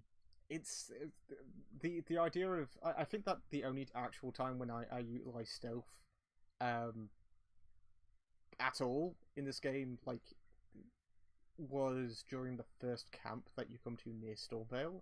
But that's because my brain was like, right, it's a camp, I have to stake it out before I go into it. And everything immediately afterwards is like, wait a second, I don't have to fucking do this. I've got, like, whoa. Let me tell you my approach to stealth in this game, okay? Yeah, I am currently playing as a character I have named Fidget. I am dual-wielding, power-stancing twin blades with the claw talisman to boost my jump attack. I am a spinning helicopter of death whenever I jump. Stealth is not for me. Not in this game, anyway. It's, I think stealth works when Torrent isn't introduced. The second Torrent is introduced, I found myself riding through so many camps, or drawing out. Like, if I actually wanted to fight a camp, I would generally just, I would call them out essentially, like, I'm gonna fucking kill you, and take them out one by one like that. I think a lot of my approach to camps in this game came down to balancing issues that we will get to later on. But in terms of stealth, being in the tutorial, interesting. I think I like it there just because it gets out of the way with, and it's not it's incentivized to do because the prompt's there. It's not something that's forced. Which I think. However, if you want the best boss in the game, I suggest skipping the tutorial and saving him till last, because it's just so fun to do. Oh, you know what the best part about that is? Even if people were like, "Oh, you mean the soldier, right? You mean him, right? He's the best." You're saying that he's the best boss in the game, and then there's another half of the people that could be listening to this at some point, going, "Oh, you mean the ulcerated tree spirit, right?" Like, yeah, both. They're both amazing. You should try them both. They're both great. Absolutely, nothing wrong with either of them. Fucking hell. So yeah. You get through all of that. It teaches you the fundamentals, and I think that's fine. It doesn't intrude upon anything, and it's short and to the point. I do, however, think that the prompts in this game are the most intrusive arsehole things that FromSoft could have done, and I don't know why they put them in this. Something I realised before, because this is whilst I was fighting Morgott. Morgott's been long dead, by the way, now. For those that have been pretending I was fighting him before, he's long dead. There's no worries. Like, I'm currently being chased by a man on a horse. I don't know what he's doing, but I walked into Morgott's fight, and I summoned the wolf spirit ashes to distract him, and whilst it was saying on the screen that I had summoned these things, I couldn't roll. Which, for anyone that has played any Souls game before, knows you kind of need to roll in these games. It's so to carry over, like, I walked into a boss room, used something intended to be used in a boss room, and I got punished for it because I didn't mash X hard enough to get the box off the screen to be able to move again. It's so. I brought this up during my I say during my Sekiro playthrough, when I played Sekiro and I decided to stop playing Sekiro. Whenever you pick up an item in that game, a prompt shows up, regardless of how many times you picked it up, and it will pause the game. The prompts in this game, besides from like picking up items, the amount of times when random tutorialization will happen throughout the course of this game at really awkward points as well. Like you're told about walking monoliths at one point. It's like, could I not just discover that diegetically? Could I not have just found that out by myself? But no, you get a big ass prompt in your face going, "This is what a walking monument is." If you're in a fight, and one of the key things about Souls games, at least So the way I've always put it, and this is going to be a running theme for myself when we talk about bosses later on, it was the direction From Software took bosses past Dark Souls.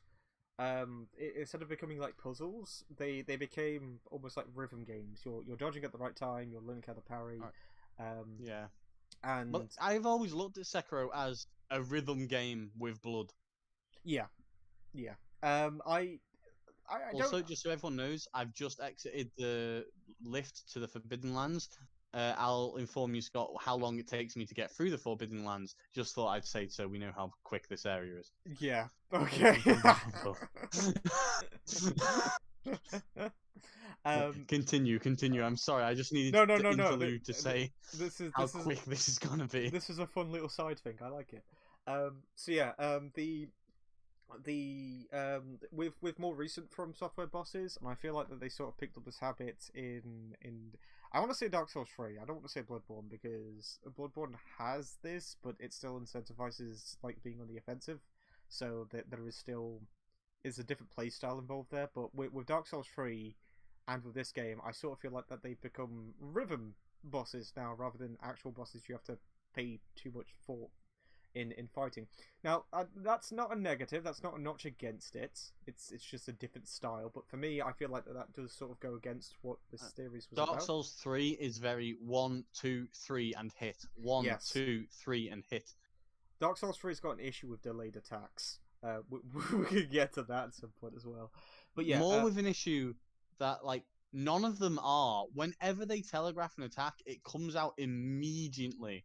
And because of that apart from Pontiff, every boss is Pontiff though is extremely easy because how do I put this?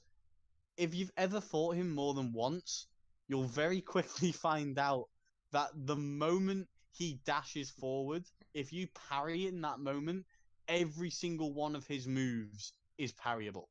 I think that's the thing. I think that's the thing, right? With Dark Souls 3 onwards, the Souls games quickly. When I say that they became like rhythm games, I mean that in the sense that in the likes of Demon Souls and Dark Souls, when you play those games, hell, even in the likes of Dark Souls 2, even though that was made by a different team, those bosses reacted depending on what the player did. I feel like that's less so now. When I'm fighting up against. No. I have a prime example for you. There is one boss that I know for a fact reads your movements in this game. Okay. It is the Draconic Tree Sentinel. Okay, and yes. I know this because every time you hit square to heal, it uses a fireball. And this is without fail. Yeah. Even if you're at full health and you hit the button, it doesn't wait until you've healed. It knows when you've hit the button and immediately fires a fireball. Yeah, the heal punishes in this game are insane, especially with Margit and his daggers, which we can talk about in a bit. Oh my, Margit was. That's why I had struggles because I was coming straight off of Dark Souls 3 when I played this game for the first time. Yeah. So, what are delayed attacks? Excuse me. But you know, I think. Then again, I played through Dark Souls 2 again, and yeah, I think when I refer to these bosses being like more formulaic, I don't mean like they don't read the player's attacks. Period. There's a distance thing with them. So, for example, if like Godfrey, for example, he will charge you right at the end if you're too far away. Perform like a massive AoE attack, like that. He will jump up and try to get you. If you're too close, he will pummel the ground in front of you. Oh. I think that the issue it is more to do. It's not an issue. It's just a thing. They focus a lot more on combos rather than on unique attacks depending on where the player's positioned. So, for example, if I go back to Dark Souls 1, depending on where you're standing, like we could even use the Asylum Demon for this as a beautiful example. If you are standing to the left, the Asylum Demon will attempt to swipe in that direction. If you're standing to the right, the Asylum Demon will attempt to swipe in that direction. If you are wailing away at it and it's taking too much damage, it will perform a ground slam. It will react to literally everything the player does. I think the only thing that it doesn't react to is when the player uses an Estus. So that way it's up to the player to time that. But Wait, did you say Estus? I did. You made me doubt myself then.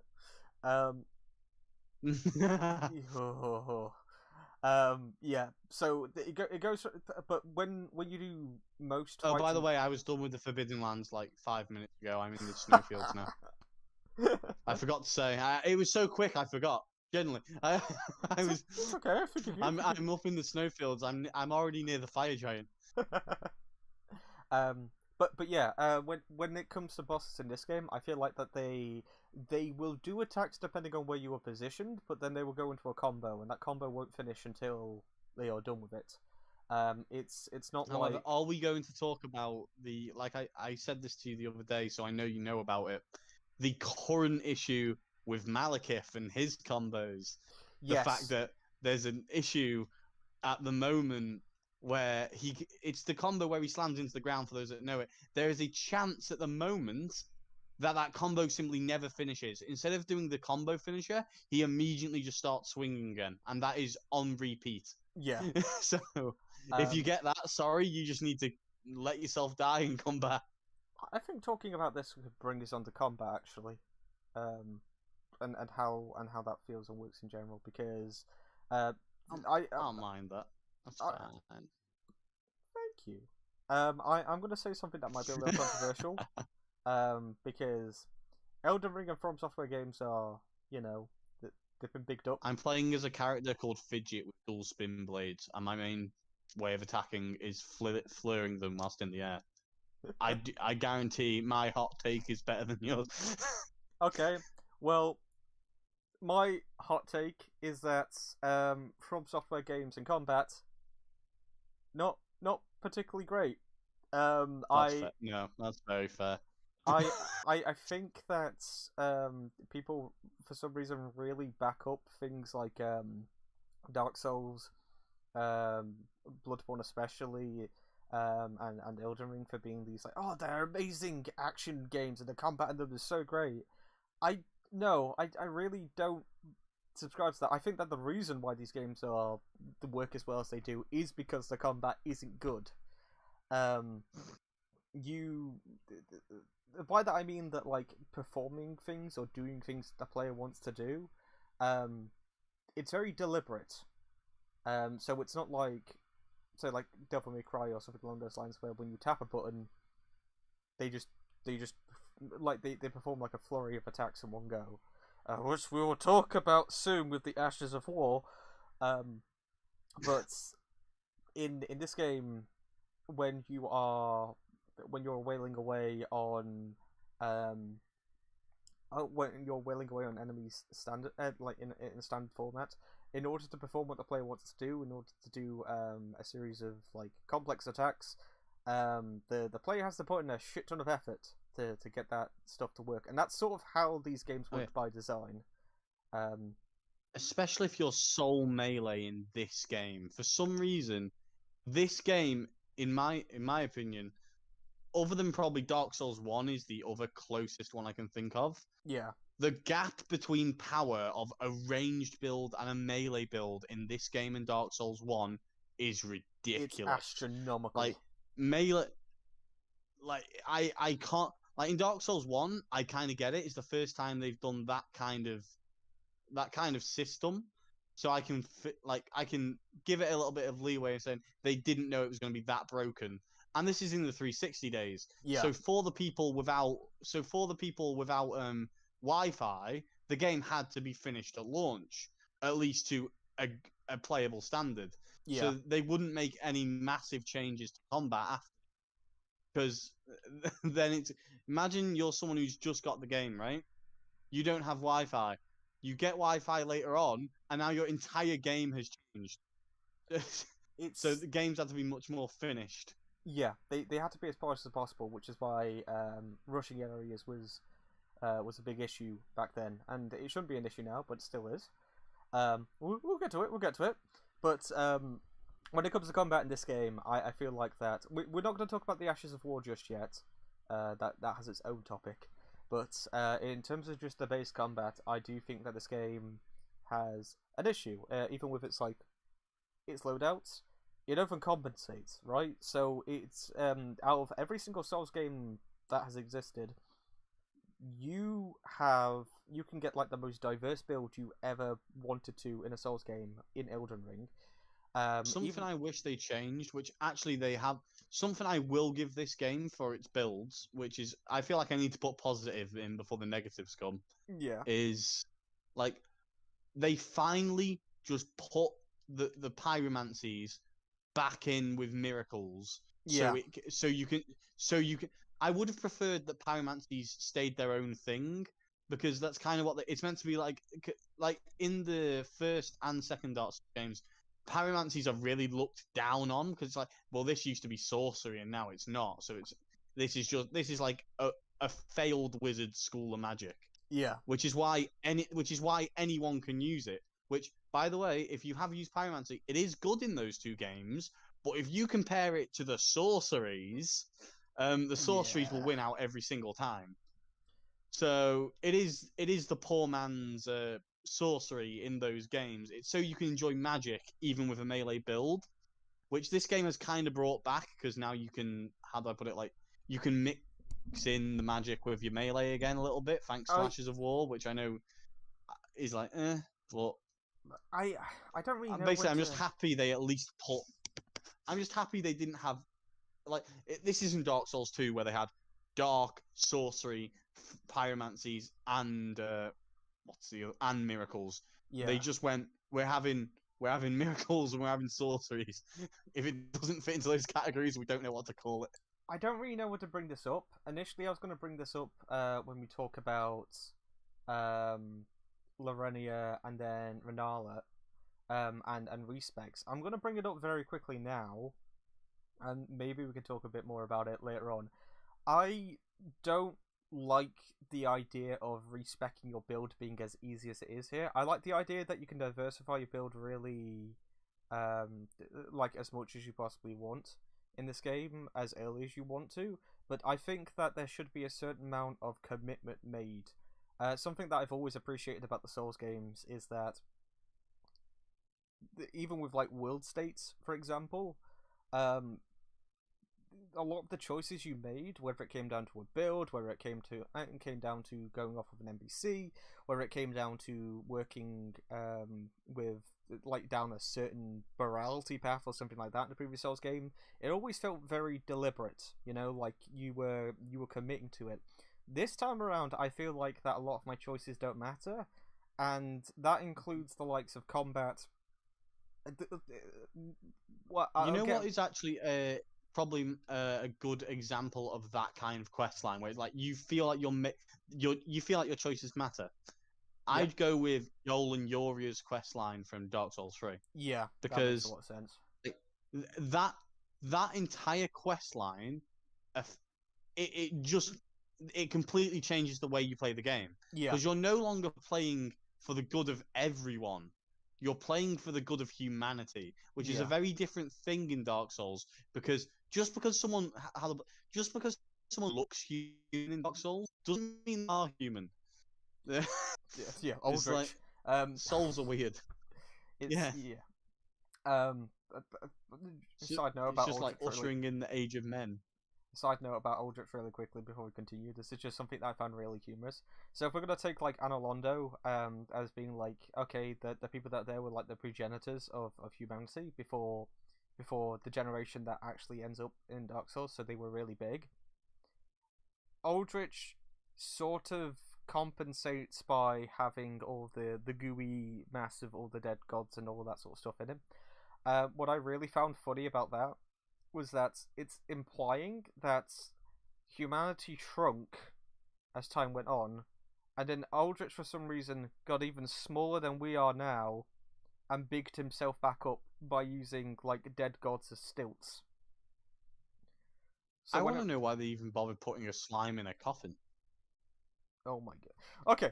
Right. We'll get that's a story for another time. But yeah, I think that with the baseline with combat in this game is that we're not going to talk about Ashes of War just yet, but I do think that one of the issues that FromSoft has sort of had as time has gone on is they've made it easier to do nothing, if that makes sense. You press a button, you deal a shit ton of damage, and that's it. Yes. Okay, that's we'll get to it. But I also mean, like, with some of the attacks in this game in general, instead of like feeling like the commitment of swinging something as simple as like a sword in this game, now you can press a button that deals a shit ton of damage all in one go, and then, like, why would you not press that button? It feels like that. Oh, combat's only gotten better with time. It's like I think it's gotten Well, then lazier. you have like the bloody. You have the players that then go, "Oh my god, you didn't beat the game the same way I beat the game, so you're not good at it." It's like, no, that's not. The game gave them an option that let them win. It's not their fault. That's like saying, "Hey, this man's coming to kill you. Here's a gun. Do you take the gun that will save your life, or Right. do you just go, nah, I think I'll risk it?" I was gonna have us talk about Flasks next, but fuck it, we're talking about Ashes now because I can't hold this in here. Ashes and Ashes of War is the most broken thing that FromSoft has ever decided to put in, and the people that criticize other people from using them, it's not right. Number one, is it the same as someone's? Oh no, fine. Do you remember in patch 1.3 where you could glitch parry Ashes of War onto ultra great weapons? So in invasions, someone would come up to you, you're wielding an ultra great weapon. You can't parry, they know this, so they're just gonna slap you with their katana. No, you just wait for them to swing and you parry with an ultra great weapon. I can't do it, Jack. I can't do it. Like, Ashes and Ashes of War, Right, the Ashes themselves, right? Okay, right. I'm gonna hold on for just a second. We'll talk about the Ashes of War first. I know I've got the way around the screen. We'll talk about the Ashes of War first because I think that relates to combat. Then we'll talk about the Ashes themselves because, holy shit. Okay. Right. So this kind of relates to them themselves, but what I will say about Ashes of War, I really like the concept of Ashes of War because it's upgraded from what they did on Weapon Art. It's just now transferable. However, I feel like not enough playtesting went into what Ashes of War should be accessible at which points of the game, because some of them just delete bosses. The current one, I believe, is the Death's Poker, which you can get right at the beginning of the game, and it will carry you through the entire thing. So even the Bloodfang is broken, and you get that weapon like right at the start. You know where you're going. I know you just go and kill the Bloodhound Knight. Yeah, but even with Weapon Arts, I was a little bit dubious. But right, I'm gonna say this now. No, but what I mean is with that is in Dark Souls 3 with Weapon Arts, right? Yeah. Once you saw what weapon they had, they can't change their weapon art. You know what they have. Yeah. So right, here's the thing, okay? Something that I've been talking about a lot on my streams recently, and in my playthroughs in general, is the use and functionality of buttons on the controller, and how they're implemented into the game itself. So, for example, if we're going to go back to something like Mario, all the buttons always have a use and a purpose at all times in the game. There's never a point when it's like, oh, okay, there's not a reason, there's no reason to press this button, so I'm just not going to do it. As games have gone on, it feels like that there have been more and more contextual buttons. Watch Matthew Matosis' video on contextual, on context in video games. It's beautiful. It's brilliant. But the idea is that when you start, this isn't something that he put too much of a focus on. This is something that I'm putting a focus on.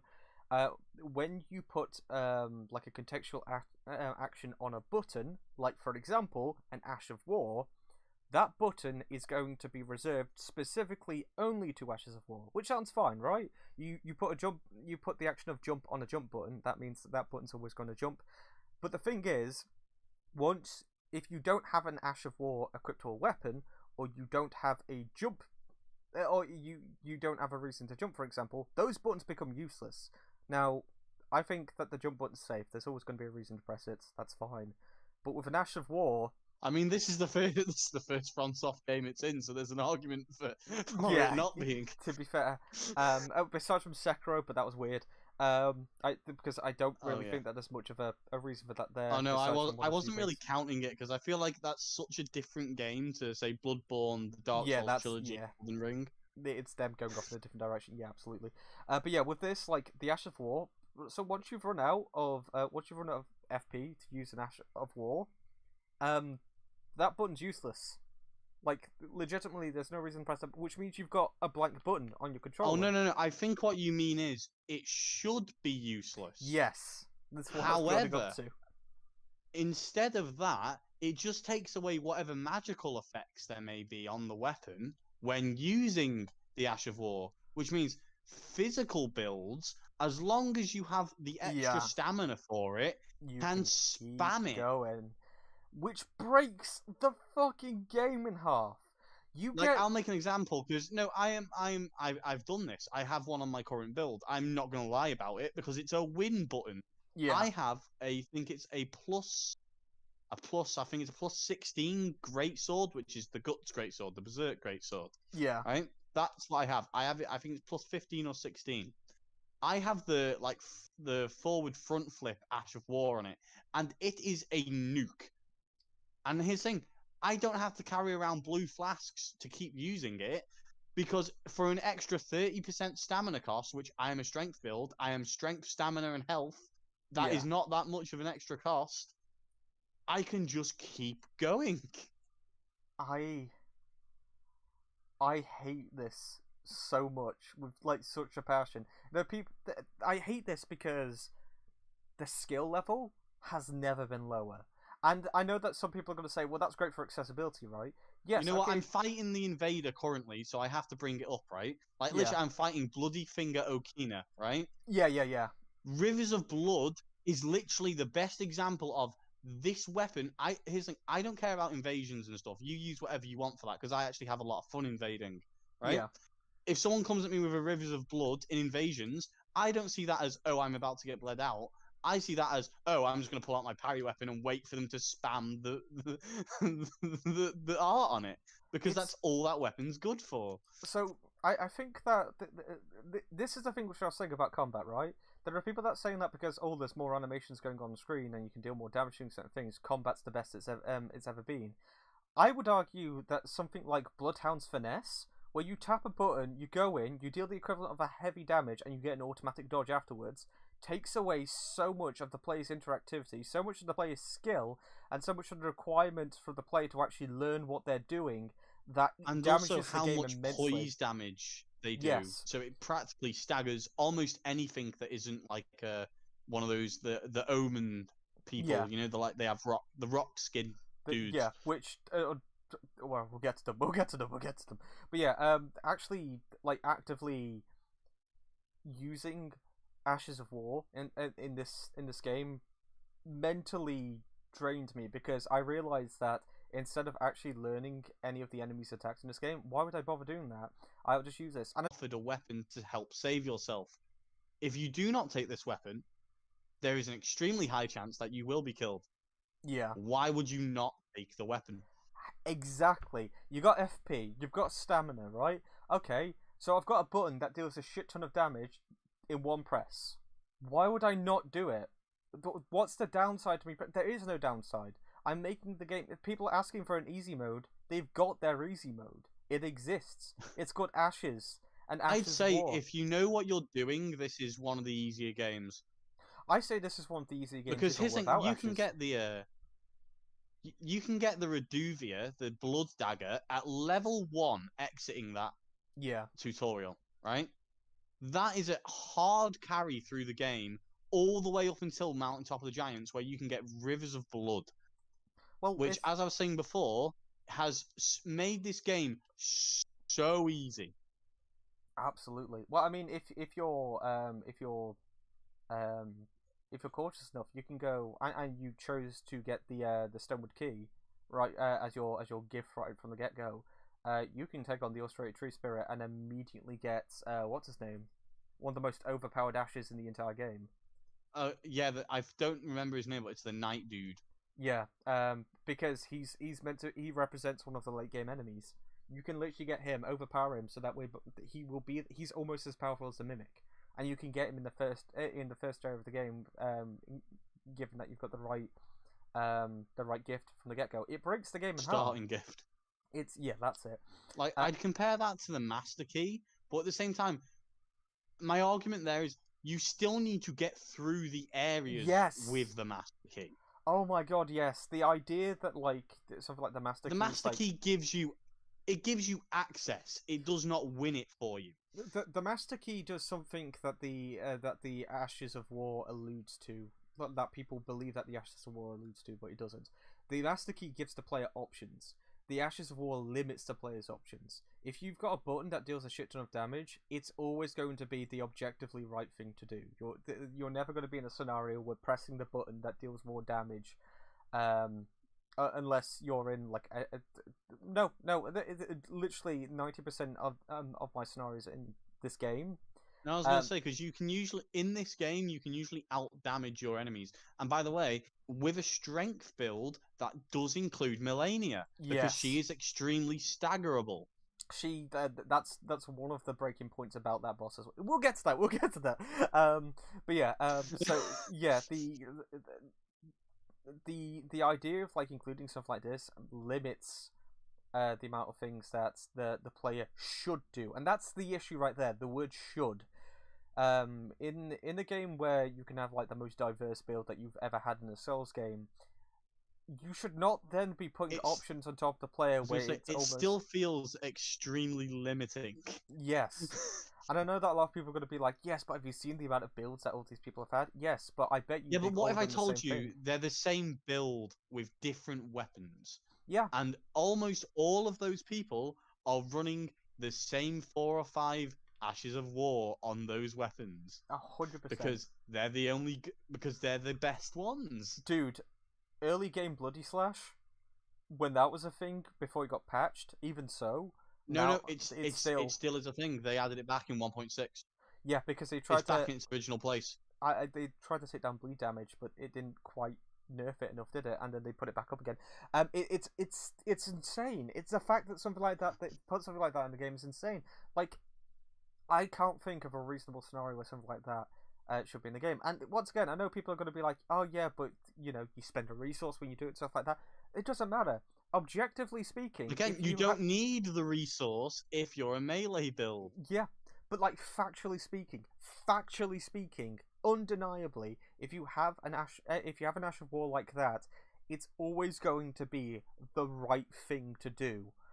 And that is a bad thing. That is a bad thing for this game to implement, because now what you've essentially done is you have locked the players into a box. Instead of the player actively reading out a fight, instead of the player interacting with a boss or an enemy in a very unique and diegetic way, they are now playing every enemy in the game the same way. Regardless of how the enemy reacts, they are now playing every enemy in the game the exact same way. And I think that the only times when this is different is when you get what's it called? I can't remember what the sword's called. The wind sword when you're fighting Rygard. Rykard? The snake. It's like the snake hunter's spear, I think, something like that. That's the serpent hunter spear. That's it. That's the only time when you're not advised to use something like Ash of War. Oh no! But that's just remembered. Do you remember the when people discovered you could use that Ash of War online, switch weapons, and just delete everything in the game? That was in this game for 2 of its full updates. This game has had 6 full updates, not patches, full updates, because we're in 1.6. Oh god! For 2 of its full updates, that was in it, and people uh, it's still its own speedrunning category, so It's you know it's good. it's fucked. It's absolutely fucked. I mean, okay, right. I think we're gonna move on. We should move on to Ashes now. Just plain old Ashes.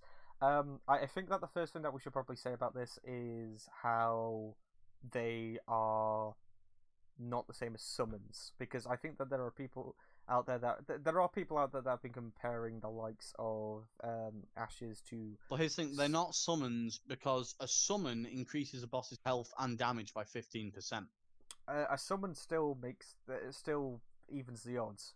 The only thing that happens is that the boss will get distracted by the other thing, which actually can increase difficulty in a number of circumstances. But regardless, in this scenario, Ashes themselves are a toolkit. They are the equivalent of the player using any weapon, anything like that. They are something that the player can equip and something that the player can use as long as they've got the resources for it. A summon, on the other hand, a summon still increases the boss's health, and their moveset will be far more varied than the Ash. On top of this, the Ashes themselves, they're fucked. They're absolutely fucked. One of the worst ones you can get are the Hounds, You see, the wolves. you literally get them at the same time as you get the bell, so it fucks everything over big time. I got through each time whenever I play this game, a part of me is like, okay, I'm gonna try playing through this game without using Ashes this time around, and then I get to the second half, and my brain's like, I just want to get through this. I just want to get through right. this. So I'm in the fire giant fight right now. Yeah. I haven't summoned this entire game up until this point. I really want to because I do not like this boss. I hate this boss. It's got that Bloodborne pop. We'll get to it. I need to hold back. I've got labeled, and we talk now. Then no, I know. Carry on. That's okay. It's okay. No, it's fine to bring the stuff. It's fine to bring the stuff up as and when you're experiencing it. We can jump in and around topics. That's absolutely fine. But yeah. So when it comes to Ashes, once again, like I do think that they are. It's same as Ashes War. They're fundamentally something that should not be. You know what I thought the first time I was playing this game? I thought that when you got an Ash, it would be a one-time use. I thought that if you I thought that as well, which is why I didn't use them. I thought that, like, okay, if I press this button, then maybe the wolves will do like one of their signature attacks, and then that's it. I love the idea of that. I would have preferred the idea of that, because then it's like, okay, there's some strategy involved into when I use this. Like, I could have used an enemy that performs like stats element. Say, like, I'm not a magic build or something like that, but I really wanted to use a magic spell. Maybe I could save up to use an Ash that can perform said magic spell as a one-time thing. That would be great, but no, instead what the game does is it allows you to summon an extra entity that doesn't only distract, but can be scaled above your level permanently. You can plus, you can plus 10 your Ashes, and they will scale off of your stats. Which means that if you've got something like the Mimics here, they will do what you do, but they will deal something like twice the amount of damage, or they'll have like 5 times the amount of health. It's broken, because now, keep in mind that's nerfed. that's what it's like now. At the start, it was actually, I kid you not, I think someone worked it out. It's like 7 times the amount of damage they did. It was. Well, yeah, there's a video online you can look it up. Of a mimic deleting Millennia, and I think it's literally about 7 seconds. It's insane. I like the concept. I think that's the running thing, right? I like the concept of everything in this game, but the execution is so not from software, that it really confuses me. Like, each time I'm starting to get onto the side now where I'm thinking about from software games, right? And bear in mind, I'm the person that thinks that there's only 4 good fights in Bloodborne. I look through like the catalog of FromSoft games at this point, like modern FromSoft games, and I'm like, Demon Souls, Dark Souls, and half of Dark Souls 3 and half of Bloodborne. And I love this game, I do, but whenever I think about this game in like an objective sense, there's a gaping hole in it. And I know, like, again, I'm fighting Fire Giant right now. I hate this boss. I hate it because all the way up until this game, you've been fighting like you've been having fights, like you've been fighting something. yeah, This thing just I don't know if it's been buffed recently, but the damage this thing does and the fact it is always running away from you, I hate it so much. you're gonna love the Elden Beast. Because you're gonna absolutely love the Elden Beast. No, I know, I've seen it. I don't like it. The Elden Beast feels like a Dark Souls 2 boss. It's fucked. But yeah, okay. And by the way, for those of you that are thinking, oh my god, he's not beaten Elden Ring, he's not good at these games, I have beaten every single other game, and I've got platinum on all but 2 of them. I think it's completely understandable to say that you haven't beaten this game yet, though, because there is a lot. This is why I say that I love this game, because I don't think there's a lot of replay value in this title, but I think that's because it's the only Souls game I can think of where you can get everything apart from the multiple endings done in one playthrough, and well, the majority of things anyway. We'll talk a little bit about that when we come to the states of the round table in a future part, but for the time being, yeah, I had a Monty Python flashback when you had said state of the round table. Oh, lordy lord. But yeah, I think that from this point forward, when we talk about Ashes, we can make it a bit more anecdotal. We can talk a little bit more about our experiences as and when we talk about specific bosses, because I think that's probably gonna make those bosses shine through a bit more.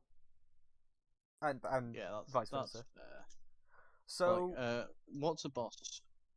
I'm trying to think. What's a boss that I think the first thing I ever summoned for in this game was, I think it was Radahn, because I saw a Potman, and how could I not summon the Potman? when we talk about Radahn, I thought it would be a sin.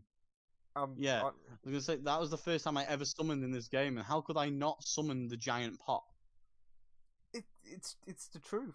We're going to talk about the giant pot in this episode, actually.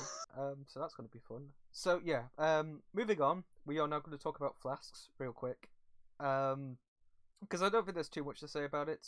I think that there is an element that we can touch upon, which is quantity, which I think is broken. I have no idea what the quantity is in this game. I don't know. I think the maximum is 15. Which is no, that's the same as that is the same as Dark Souls 3 though. That is the average.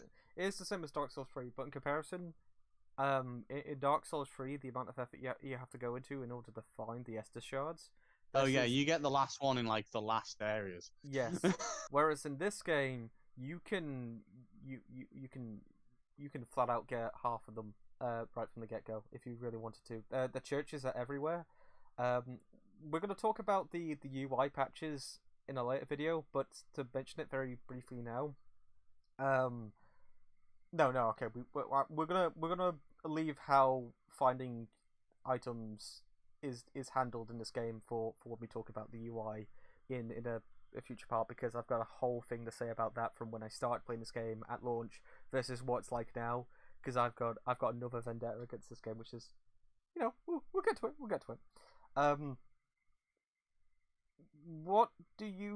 How conscious have you been when you've been collecting flasks in this game? Like, has it been like an automated experience for you? I have not tried to collect them, and I can tell you I have 11 total, 1 blue and 10 red. You stumble across. I have not tried. Yeah, I think that's probably a really good way to describe the game overall. Actually, you do just tend to stumble across the churches along a lot of just as you're wandering about. They're everywhere, and I like the idea that you're getting like golden seeds and flask shards, at sort of like you have to gain a certain amount to keep improving, a bit like the Estus shards in Dark Souls 3. But the limit doesn't go up for a while, which means that you can get a good amount of flasks from the get-go. I even think that one of the uses for the magic flask, for FP, I think that the use for that flask in particular is fucked over by the wondrous flask, because very early on. Oh, that I hadn't even thought about that. I generally think that is the most broken thing in this game. Ignoring the mimics here, ignoring all of that, I think the physic flask is the most broken thing in this game. You can modify it to do everything. You can eliminate all status elements. You can make sure that you never have to use an FP. I can't remember what the magic flask is called, but you can make sure that FP. Yeah, you can make sure that you never have to use an FP flask again, because it eliminates the need to even use that.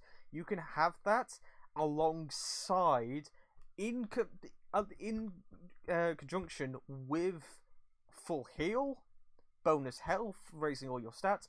It's not one and done. You can stack these up. These are things that you can put throughout this entire thing. So you can increase poise as well. It does everything, and it's not hard to get the ingredients in order to make these things happen.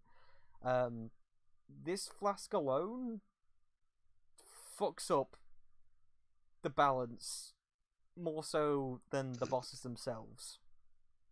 Because I do think there's a fundamental issue. And keep in mind, most of the mixing tiers you get for it, most of them you can just find out in the world, in the first areas of the game. So it's shit. It's absolutely shit. The first time I was playing this, I thought to myself, oh, okay, so this game is essentially going to be like Dark Souls 3 but more. And I was fine with that. I don't necessarily consider this game to be open. It sort of is, right? It's always open world. We'll get back to that. It's more Metroidvania. It's open world with checkpoints. Yes, which are fucking everywhere. But still, we continue. But the fact that, okay, number one, limit the flasks, or limit the power those flasks have, because the golden seeds are everywhere, the shards are everywhere, so either limit one or the other and I'll be fine. Because I don't think I got to a scenario where I went through all of my flasks in a boss fight. I still had a shit ton left over. I feel like it should have been what is it? I feel like they could have done it like how Dark Souls 1 did it, and I know that it needs a little bit of explaining. I mean, you could go up to say 20 flasks, but the flasks heal that much. They heal about a third, maybe a little bit more than a third of your health. Yeah. So less healing, but more flasks is my idea. Well, the idea of flasks in Dark Souls 1 and Demon Souls, which has sort of been lost with Dark Souls 2 onwards and Dark Souls 3 and even the likes of Bloodborne. I'm not going to refer to the life shards of blood vials or anything like that, but I mean, in terms of like the fundamental aspects of like the use of what an Estus flask was, they were your tries, right? So the idea was that you had like a gauntlet to get through from one checkpoint to another, and then once you've gotten through that, whether that be a dungeon or a route or whatever, or a boss, you had a certain amount of tries, and that was tied to the amount of Estus flasks you have. Now, it doesn't really feel like that there's ever a point where it's not convenient to use an Estus flask, even when you're being attacked, because the amount of health or FP you get back when you're drinking one of those flasks massively outweighs any damage you are dealt. Even if your poise is broken, that health will still go up. And I feel like unless you get caught in a waterfowl dance. Yes. I still, but I think that's been an issue from Dark Souls 2 onwards. But if we disclude Dark Souls 2 as a FromSoft game because it was made by a different team, even in Wait, you used Estus in Dark Souls 2? No.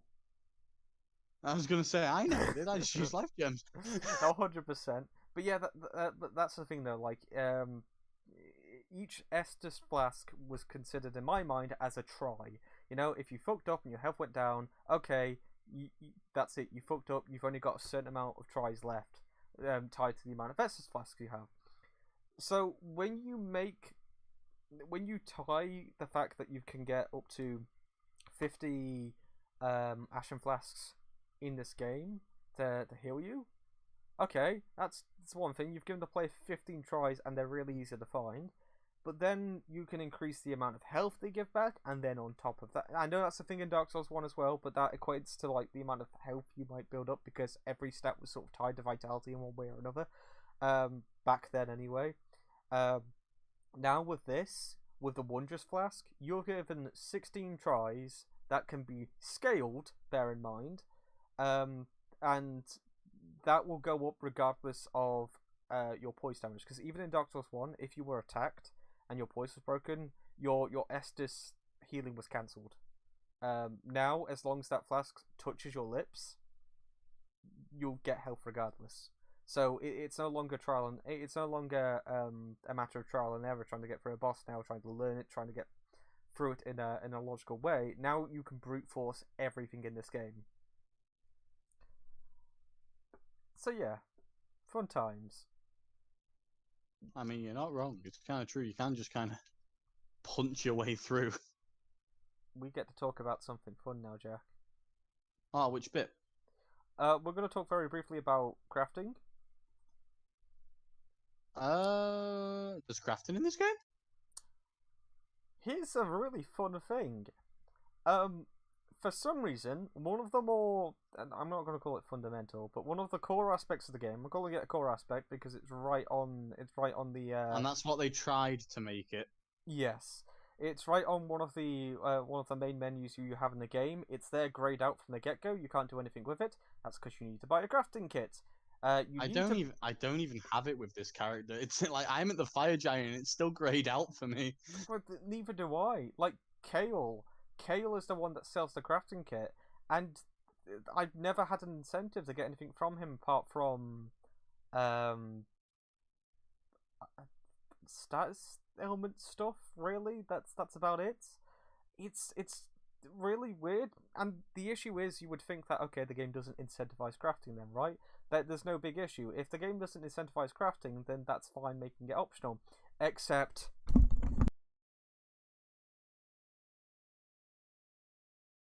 Hello? Buzz. I ripped my microphone out. I think he might have slapped his mic, ladies and gentlemen. I'm here. He slapped it in a rage. I didn't slap in a rage. It's just accidental, you know? Hang on. From Software caught him talking about the crafting. That's not true. You know it. Okay, maybe it is. I'm sorry, FromSoft. Oh no! Actually, hang on. Right. Okay. Can you hear me? Yes. Okay, good. Sorry, Discord was doing a madness as well. Right, okay. Yes, so crafting is, yes, it's not required until you get to the Lake of fucking Rot, an optional area that does not give you anything to negate rot. Think of Blighttown. Think of the amount of times you've got poison moss, or purple moss, and the clotted moss as well, to negate toxic and poison. You get so much of it as you're going throughout Blighttown before you even reach the floor of Blighttown. This game, by the way, there's a Lake of Rot that deals more rot damage than anywhere else in the entire game, and there's zero, I don't even know what they're called, clumps or something, zero, honestly, I don't remember because I've never used any. That's the thing, like, I whenever I go to that area, you brute force through it, but that you can get rot so easily in this game, and it's because the game expects you to use the crafting system in order to make things to negate rot. That's why there's so much of it in the game, and to the point where there's an entire area where you can't avoid getting it. Right before you get to a boss as well. It's broken. Crafting is they shouldn't have done it. Just add more items in this game, in order to negate that sort of stuff. Or how about this? Make sure that rot doesn't deal that much damage. I mean, lava's pretty stupid in this game. It doesn't do anything. So maybe I was going to swap say, the I don't values remember around. lava hurting at all. Nah, you can stand on it. I think the only thing it does is break your poise once every like 20 seconds, but even then, it's not a lot, so your poise recovers way too quickly for it to compensate. We can talk about that at some point in the future. We will talk about that at some point in the future. But yeah, crafting's all awkward in this. We're not going to talk about weapons scaling just yet or anything like that until we get to the round table. Because I think that would be the most appropriate time to do that. So, for now, we will move on to talking about Torrent. What did you think of Hey, I'm Torrent? riding Torrent right now. Jack, can I ask you a question? Yes. You know that Torrent can double jump. Yes. Why doesn't double jumping negate 4 damage? Ah, you see, that would be because that would make the game too easy. Like it's not already too easy. But Jack, when Oh no, I tried using it that exact same way. I died so many times in the first few hours of the game trying to do that. It slows your momentum, it breaks your fall, and then you like get a centimeter from the ground, and Torrent just like, nah, fam, fucking dead. But I think we should probably talk about Torrent on a more fundamental basis first. In terms of FromSoft adding, well, let's call him what he is, a vehicle. I'm fine with that. I like the idea of something like this but it does do something similar to it does something similar to one of my issues with Epona in Breath of the Wild. You can praise the open world as much as you want, but the second you've got something where it makes you go faster, you pay less attention to where you are and more attention to where you're going. And I think that's one of the issues with a lot of the optional bosses in this game, is that everything, not just because they're repeated, but everything just sort of blurs into your peripheral when you go, oh, well, I want to head to the next major area, which will probably be off in this location. So you hop on Torrent, slap your waypoint down, and then you tunnel vision. You go. If we're going to be talking about just moving faster through the world, do we want to talk about how in the opening areas of the games, of this game, there are random teleporters to the late game Volcano Manor? There's Volcano Manor teleporter. There is a Redmane Castle teleporter. Yeah. Which for some reason activates the festival, which isn't meant to activate until Altus, but I don't know if that's been patched or not, if I'm honest. Yeah. There's one that sends you to the northern part of the Altus Plateau, up near the church where you kill Eleonora. Yeah. And they're the only ones I know. You can also be teleported to one of the mines up in Altus. Caelid. You can. There's one right around the corner from the starting area that takes you straight to one of the mines in Caelid. Caelid, I know. And I always do that because it's an easy way to get a +10 weapon at the very beginning of the game. Yeah, if you're not familiar with a Souls game from the get-go, that can be extremely punishing because it essentially soft locks you. Each time you die, you appear back in the same little prison area. I'll give this the benefit of the doubt that I like the idea that I like the concept of this, right? So if we were to think about... I like the idea of it, but I feel like you should be able to open up a local map so you can find the exit. See, I haven't put anything about the map and the world mode. What the fuck are my words? I haven't put anything down about the map or the world design because we'll talk about them bit by bit when we go through. But we can mention this briefly now. Landmarks in this game are mixed at best. I think the Divine Towers are great. I think that things like Stormveil, the Academy, and the capital are awesome landmarks because it means that you don't need a map to know where you're going. You're going to places of interest. Once you're down on the ground and you're actually like in forests and stuff like that, shit like that sort of blurs away and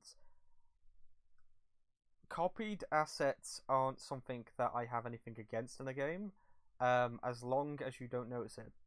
And I think that's a very big thing to point out. To be fair, I don't think that's just an Elden Ring thing. That seems to just be a From Software thing. Yes. I know that the chalices in Bloodborne are meant to be like randomly like tile generated, so they swap out tiles and all that sort of stuff. Oh no, the main ones aren't. Only the random. You can. The main random chalice ones, yeah, dungeons are set, completely even set. though they completely still feel like asset flips. But still, the main like the optional dungeons that are lit about this game should not have the exact same feeling as a chalice dungeon in Bloodborne. At least the chalice dungeons gave you good rewards. They. No. Some of them increased your damage by 20%. I think that's right. This is the thing, right? I actually would prefer if the dungeons in this game. I don't know if this is going to be a hot take here. I actually would prefer if the dungeons in this game didn't give you as overpowered stuff as they did. I'd sooner get to the end of the dungeon and they give me like crafting material or something like that. And I say this largely because on a replay, if I'm going back through an area, my brain is immediately like, okay, I need to go to that dungeon, that dungeon, that dungeon, that dungeon, in order to get the build I want, or in order to get the equipment I want. It doesn't make me explore the world in a natural way anymore. It makes me sort of GPS everything. So now I once again I'm no longer. It's like the area right at the start of the game, right? Oleg, that's his name, Oleg the Ash. When you go to the ulcerated tree spirit, right at the start of the game, my brain is immediately like, okay, I need to take on the ulcerated tree spirit, get Oleg, and then I can tackle pretty much everything in Limgrave from the get go first try. And that's a problem because now if I go into an area where it's like, oh, I got Oleg from here, but then I go to another cave and I'm like, oh, well, I got a magic spell. I'm not a magic build. My build isn't a mage. Yeah. What that's essentially done is that's made me lock off that dungeon in a repeat playthrough. I'm never gonna go back there ever again if I don't want to do a magic build. But if I do want to do a magic build, I'm gonna prioritize that area and I'm gonna like remove all of the melee stuff instead. I'm not normally one for RNG, but maybe there's a call for it here. I'm not sure if that's right, to be fair, but at the very least that would mean that okay, I need to grind optional dungeons, so there's a reasonable excuse for me to go through them rather than for me to limit and cross them off with like a black mark, you know. Yeah. But yeah, anyway, moving on. We'll talk about Torrent, won't we? So, what do you think of Torrent's controls? He feels like he's running on the Dark Souls 2 8-directional engine.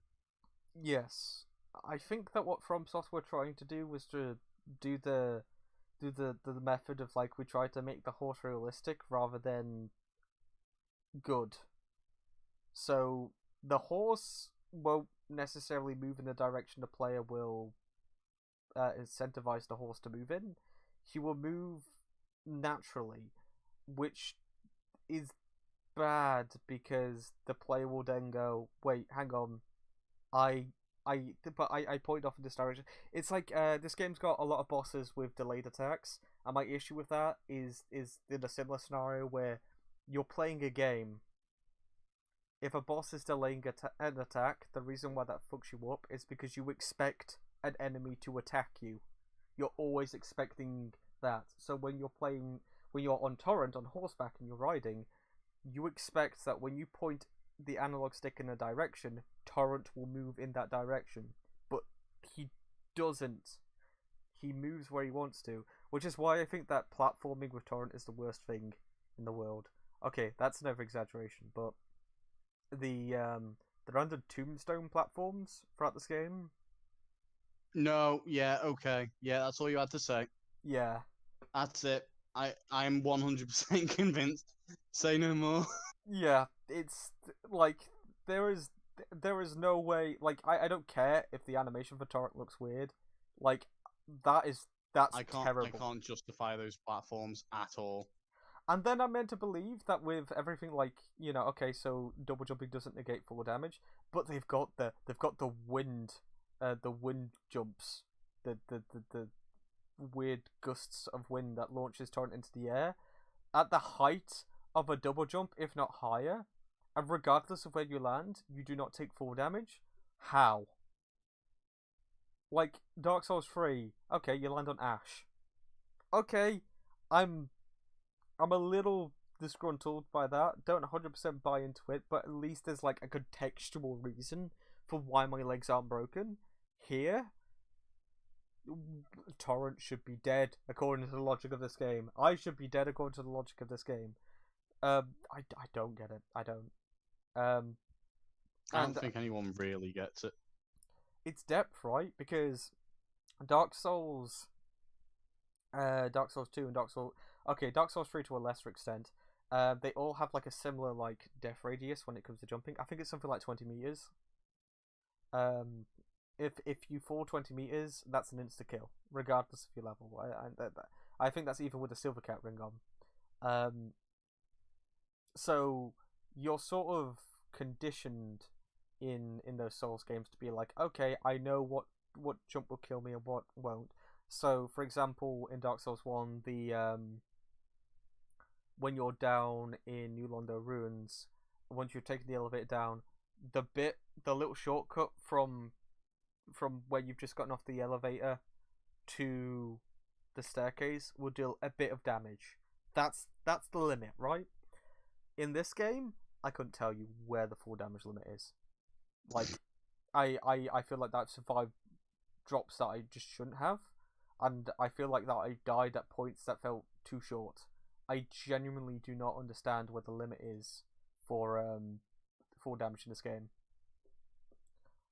I know it's because they keep changing kill barriers a lot in this one, because people keep finding new skips, which I just say, why not leave the... Here's the thing, if only people speed running the game are using these skips that can take hours and hours and hours of practice to get right, why change everyone's experience because this small percentage of players are using it? Does like, that not make you think that you should patch the area rather than the mechanics of the game? That's what I mean. Yeah. It's like when there was an issue with Moog because you could just get into his room, they removed the graves. Yeah. They fixed the area. Now, and so why change death barrier locations when you could just, I don't know, remove whatever obstacles they're jumping on? That's fucked. But also, right, so Torrent, that brings something else up in my mind as well. Torrent is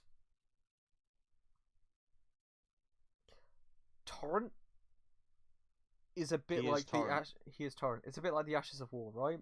He limits combat. I don't think I think that in the late game of my more recent playthroughs, I decided to actually fight the dragons on foot, unless it was the dragon in the dream or the secret boss.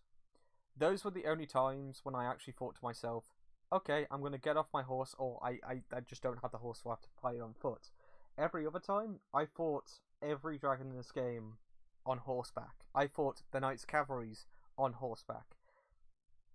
Now, bear in mind, if you're a melee build, regardless of what weapon you have in your hand, you're performing the same attack each and every single time.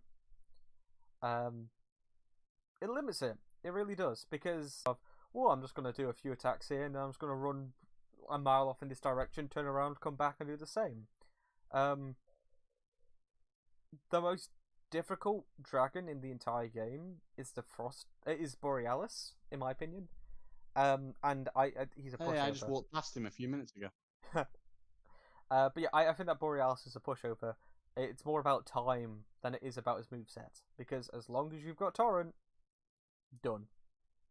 You can avoid a lot of shit with that. And the same even applies for like the smaller bosses. Deathbird, like, okay, you can. How many death birds are there? That's a point. I think I made a note of this somewhere actually. Hang on, let me find it.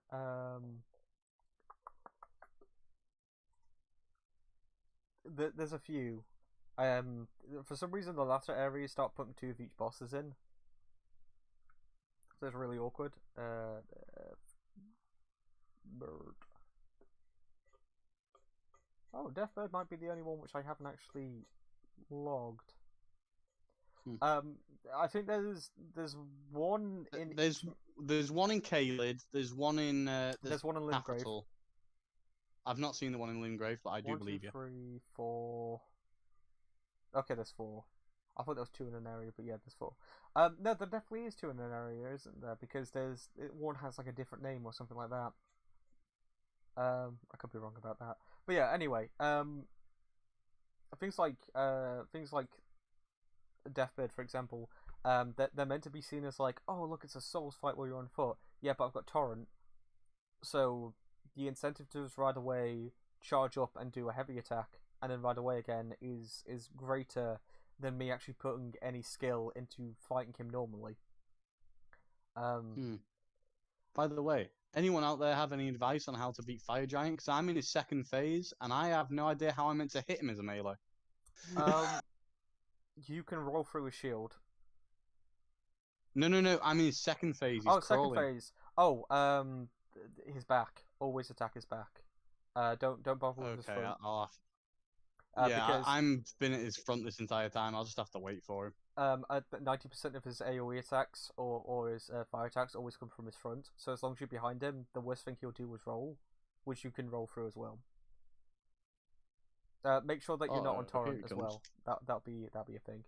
Oh, I am not. I tried that, and that was. I very quickly realised that was a mistake. You can attack his shackles as well to break. Oh his, yeah, I see. Yeah. Okay. Oh no, I already did that. Good stuff. Okay, so. No, it's just I've never beaten him with melee.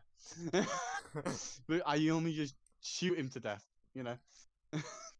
You know what one thing that I'm sort of disappointed about with Torrent, besides from all the other things that I'm Torrent disappointed you with? There's no boss that involves jousting. That is such a missed opportunity. I'm kind of annoyed you've told me about it because now I want it to be a thing. Like, I'm just thinking, like, okay, you've got Torrent that I can use all these field bosses with, but there's not a boss specifically designed around Torrent.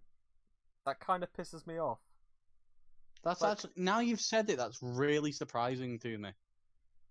I already knew this. I'm surprised by it. Yeah.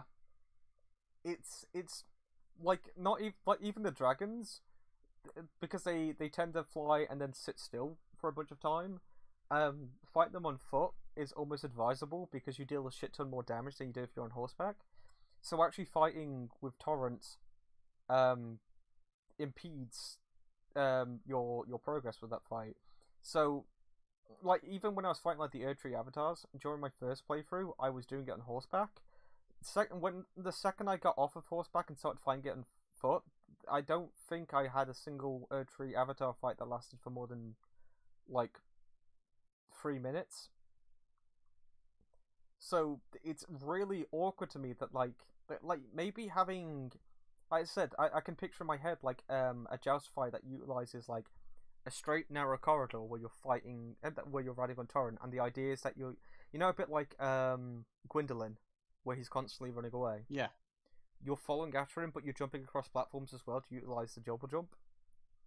Like it writes itself, you know. It's not something you have to put too much effort into. You just think of like, how can I utilize these mechanics in a boss fight? Well, okay, Torrent is faster than you. Okay, so we make a boss fight where you actually have to catch up to it. That's one. Good. Okay. And Torrent can double jump. Okay, so we'll have platforms be far apart. So maybe the idea is that as you're trying to catch up to this boss, instead of Gwendolyn, where he's firing projectiles at you, he's actually destroying the boss arena in front of you as you're going. But you know, in a logical path rather than in the way that the Bed of Chaos does it. So there's a reason to use all of Torrent's movesets as you're going to catch up to this boss. I feel like that, once again, it sort of writes itself. But yeah, there's not a single boss in the entire game that utilizes Torrent. I mean, you can use Torrent for the majority of them, but there's not a boss that actually is advisable or is built around Torrent, which is fucked. Like again, you can. I know you can summon him. Use him in Fire Giant right now, right? But Yeah. I have not found the way to avoid the giant wave he does with Torrent. I've tried double jumping it so many times, and I've not succeeded once. I think that you can do it if you dodge instead of sprint with Torrent, but it's really finicky. But yeah. Anyway, that's enough about our boy Torrent. Let's move on to Limgrave. Now here's how we're going to break down areas, because we're actually in areas now. I don't think this is. I think that what we can essentially do is a speed round of the unique bosses here. Because I actually went through and went, okay, here are the bosses of Limgrave. We can talk about them, and then we'll leave the main bosses of each area for the last boss that we'll talk about, I think. So we'll talk about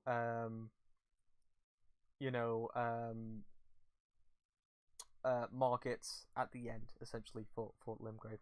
But we'll talk about all the optional bosses of this area. We'll talk about the area as well, and then we're going to talk about the NPCs at the end of the episode. So we're going to talk about Limgrave, Weeping Peninsula, and Stormveil. That's how it's going to work, essentially. So yeah, what are your overall thoughts on Limgrave? It was exactly what I expected from the game, I guess. Just I don't know another way to put it. It was exactly what I thought the game was going to be like. Limgrave is the perfect example of. I think Limgrave, in terms of a designed open area, is the best out of everything in the game, because it works a little bit like an MMO where they incentivize you to go off in different directions depending on the strength and the skill cap of the enemies in those areas, if that makes sense. So, for example, there's a massive dragon towards the south, and the further back you go, there's a lot more enemies and a lot more spammy enemies and stuff like that. So, requiring more poise. The enemy quality aside, I think that Limgrave does a really good job at convincing the player that oh no, I was caught in an infinite fall animation. Sad. That's not very good. I got stuck between the giant's ankle and a rock, and I fell forever until I died. Oh. Yeah, so Limgrave. I actually quite like Limgrave. Yeah, same. I also think that Limgrave is the perfect middle ground between having landmarks and optional areas, because the optional areas are hidden, they're not intrusive, and the landmarks are always in view. So even when you're out in like Mistwood, for example, you've always got the Erd tree there to go to, like the minor Erd tree there to go to. And then in the background, you can always see the Divine Towers. I love the Divine Towers in this game. They are a perfect sort of visual waypoint to go to. I know people were praising like the accessibility of the world map itself, rather than not you explore the world map, but the physical world map itself that you look at to see where you're going. I think that the best example of a game and the way it utilizes its world to convey information to the player on where to go and what to do is when you're not using the world map as much as possible. And I think that Limgrave is a great example of that, because the only time when I've actually used the world map in Limgrave was when I was going from shrine to shrine, which I am a little mixed on, because people give warping to bonfires a bad rep, in like a positive light. I mean, like people will say that like, oh, I think in Dark Souls 1 warping to bonfire should have been done from the get go, and they think that you should be able to warp to every bonfire. I disagree, because the journey from bonfire to bonfire, back and forth, you're more likely to pick up on things because you're paying attention to the areas more so than if you just walk to it. Like, think of Blighttown, for example. If when you got to the demon ruins after you defeated Quelaag, for example, if you would just have the ability to walk back to Violent Shrine, um, spying that water wheel on the way back, you wouldn't be able to do it. You're paying attention to going to the end of Blighttown alone at the start on your first route forward. So that water wheel is going to be something that's not even going to be on your radar until you go back the other way. And I think that Dark Souls 1 does that a lot. Limgrave does it a bit. I feel like that once you go up to Stormveil and you realise that Morgoth's a bit trickier than you can imagine, than you thought. There's a chance that if you turn around, you're going to notice the beach. And then is it the Dragon Covenant that's on the little island? It is the little Dragon Covenant. I actually completely went around Stormveil when I hit that wall that is Margit. I went, yeah, I'm going around this. I think that the optional areas are just hidden enough in Limgrave as well to not be intrusive. You're not constantly coming across dungeons and catacombs constantly throughout the game. In Limgrave from the get-go, or at least they're not the priority, right? You're going towards the landmarks first and foremost. When you turn around from Stormhill, or you're just exploring the areas in general, that's when the dungeons and the catacombs become a little bit more obvious, because you're searching around for them at that point. You're actually looking for them. But yeah, I like Limgrave quite a lot. I think that it's one of the best areas functionally in the game from the get-go. I think that visually Livonia still takes the cake, and Necron is gorgeous, but in terms of Necron, what is this? 40k? Nocron. In terms of like the actual structure of an area, I think Limgrave is quite good, because also you can picture each area individually. In Limgrave, like, it doesn't feel like that there's anywhere that's copied. Even the forests are laid out differently, or they have a different vibe to them as you go throughout. So yeah, thumbs up there. Now we get to talk about the bosses of Limgrave. We're gonna do a speed round because there's a lot of these boys. I know. And I think that I know. I think that, like, by the time I've mentioned the words like Erdtree Avatar enough times, which oddly enough there isn't one in Limgrave, but still, I think that once I've like mentioned like a repeated boss enough times, when we talk about them again, you're gonna get like a rounded picture of how we feel about the bosses. So even if we go through them quickly, we can highlight a few of them as we go. So, you know, anyway. I'll do this in alphabetical order, because I think that's probably the best thing to do. Okay. Beastman of Farum Azula. What do you think about the Beastman? He was my first boss, I thought, in the game, and I thought he was a very good introduction. And the game points you towards him by suggesting stealth to go and attack those enemies. So when you do, you find them investigating that cave. Yes. I actually quite like it. I actually think that is one of the better introductions to one of those like areas in the entire game. Yeah, because it feels candid, right? It feels natural. Yeah, they introduce you to a mechanic, they give you an opportunity, and if you take the opportunity, you find something. Yeah. I even think that his combos are pretty good as well. The only issue is that he's very easy to bait. But other than that, yeah. Thumbs up from me. I like him. Oh no, he's extremely easy to bait. I will deny nothing about that. Oh yeah. Difficulty wise, I think we're just gonna take this as a given. Every optional boss in this game, we'll talk about the main bosses in a bit, but every optional boss in this game is a pushover. Some bosses in this game are unfair. That's about the You line already of it. know my stance on the most unfair boss, in my opinion. I do, and you probably know mine as well at this point. Mhm. But we'll get to that. In fact, because we're going in alphabetical order, before we get to I the know. main, yeah, We'll right get there. to He's it. at the bottom. Okay. Bell Bearing Hunter. Have you faced him yet? I have. That was again the first. This I haven't fought all those dungeon bosses since my first playthrough, but it was okay. It was just an easy kill, I guess. So the Bell Bearing Hunter, he's the dude that comes out for the market dudes. Um, Hmm. he, right. My issue with the Bell Bearing Hunter is that he's hard to get to work. You have to go to the area, talk to the merchant before it happens, before you go to where the Bell Bearing Hunter is, and then you have to reload the area. I also don't like the fact that he's reused 4 times. I think it's 4 times in the game. It could be 3 times. Is it 4 times? He's Because I reused know four he's a times. multiple enemy. I just didn't know how many times. Um, To be they honest.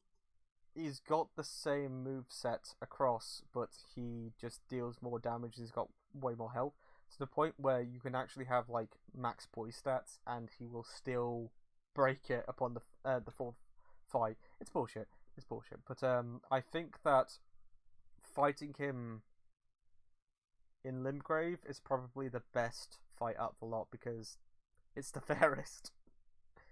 Black Knife Assassin. I enjoy the Black Knife Assassin because it's one of the few bits of story we actually get in the game. Yes. I do have one major issue with the Black Knife Assassin, and it goes over the Tish, the Ash. He's got an attack where he throws a dagger at you, regardless of your health, or regardless of the enemy's health, depending on whether or not using him as an actual fight him. He will deal 10% damage. Oh, I know. It's a rare attack, but yeah, it's a. But yeah, I do think that he's one of the better fights in the game. Also, you're right. I do like the fact that we get a bit of story out of its existence. Yeah. Oh boy. Yeah, good moveset, easily readable. I think that telegraphing is probably going to be. I haven't actually included it as a topic, but maybe that's something that we'll talk about when it's relevant anyway. So I think that the abilities of these bosses are like in terms of being able to read their attacks, they're fine. I think that there's some that are bullshit once again, but we'll get to them. But for the most part, I think that they're readable enough. Next we go to what's perhaps one of my favorite bosses in the entire game, Bloodhound Knight Darwin. Darwill, rather. I didn't remember his name, but I know of him. And yeah, that was fine. Again, I had no issue with it. It was just an alright fight. I think my only issue with this fight is the fact that he set too high a standard in my brain when I was going forward. Because besides from the dragon that we'll talk about in a bit, coming up to this boss, I had such a chip on my shoulder after I beat him. Because I felt, I dodged all of his attacks. He's responsive. Everything that he does, his moveset is awesome. It's incredibly readable from the get go. From your first fight, for me it felt awesome fighting him. I know it's subjective, but I think that objectively as a fight, everything about him is solid. Yeah, thumbs up from me. Oh, this Again, is going to be I liked him as well. Good stuff. This is going to be an interesting one, my dude. I don't like. Okay. I forgot about this dude. The Crucible Knights. Oh, hold on. Which Crucible Knight? The field Which bosses. fight? So the Everjail one in Stormveil. Yeah, I think that's probably the worst ever Gowl out of the beginning area. Yeah. I actually just because unless you've gone out to find something that breaks poise early in the game, Yes. I don't see how you have any chance against the range that guy has. Right, so I like his second form where he whips out his tail. I actually think that's alright because he gives you room to And breathe. that's fun because yeah, he actually like telegraphs then though.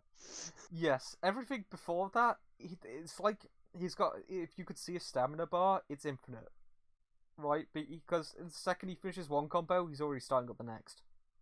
And there is next to no room to fight him unless you're particularly good at parrying. But I even say if you're good at parrying, this dude's really difficult to do so because of how quick his attacks are.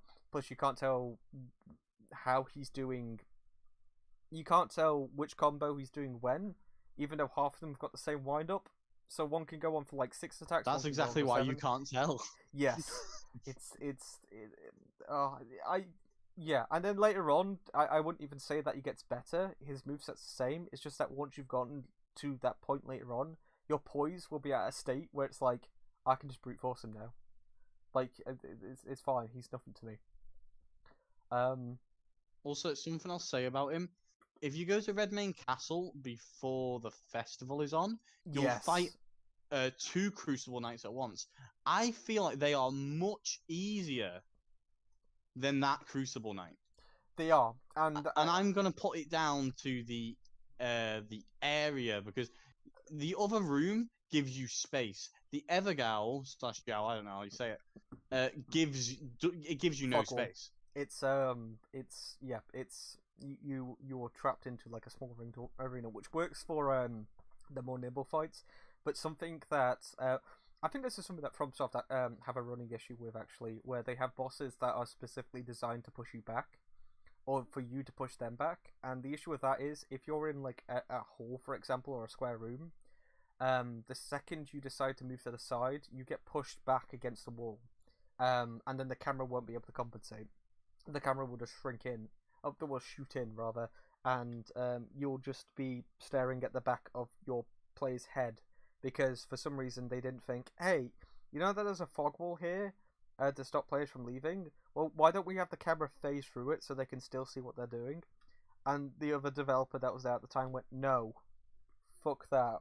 We're going to have the camera, like, sniff the neck of the main character the second you go close to it. And that was Miyazaki's second day on his job. And he still hasn't fixed the fucking camera, which pisses me off because there's... Oh, we'll get to it. Right. Deathbird. Deathbird is a boss. He's there. That's why I got confused. How do I put... He's got Deathbird and Death Rightbird. That's why I got confused, because they've got Death Rightbirds as well. Oh, I didn't even know. I didn't even know they were different things. If I'm honest with you. Neither did I. I just there's 5 Death Rightbirds. Okay, so that means that the only difference is that one shoots at magic. So there are 9 of this boss in the game. Okay, that makes sense now. That's why I got confused. Yeah. What do you think of this dude? I actually quite like the Deathbird, but I feel like there's too many Deathbirds. I think that there are too many Deathbirds. I think that his health bar is too small. I feel like there's a decent moveset going on there, but the second you engage in combat with him, you only have to like get him off guard once, and his poise, he's got no poise. You can like get him down to a visceral easy, but I think viscerals are something that we'll talk about another time as well because oh boy, Dark Souls 3 was like, yes, we're gonna make loads of bosses have easy viscerals, and then Elden Ring was like, hold my fucking beer. Yeah, Deathbirds, I've got no issues with them. I think they're alright. The movesets are easy enough to read. They do have that weird spam attack that reminds me of the crows from Bloodborne. Oh yeah, when they're like flap and charge you. Yeah. But other than that, I think that they're just alright. Although, okay, so this is something that some of these bosses have in this game, which I put a line under when it comes to FromSoft games. it feels like if FromSoft can't finish off a boss in terms of a moveset, their answer is always to be like, well, we'll put mobs in there. And my brain's like, it's like Capra Demon, right? Yeah, that's very true. If you take away the dogs from Capra Demon, which last 1 second, because if you swing the second you come out the gate, they just die. You look at Capra Demon's moveset, and he's got like 4 attacks. I know he has the big overhead, he has 2 sideways swings, and he has a double sideways swing. Yeah. And it feels like that a lot of bosses in this game are like that. And you can make the excuse that they feel bosses, but something like Deathbird, I feel like that he's got a decent moveset, but his moves are way too limited. So they always put him in the crowded area. And in my brain, it's like, well, then why is the boss here? I should just be fighting the mobs. Like, if the mobs are the challenge, yes, finally you're doing Elden Ring. Yeah, we're talking about it. We're talking about it.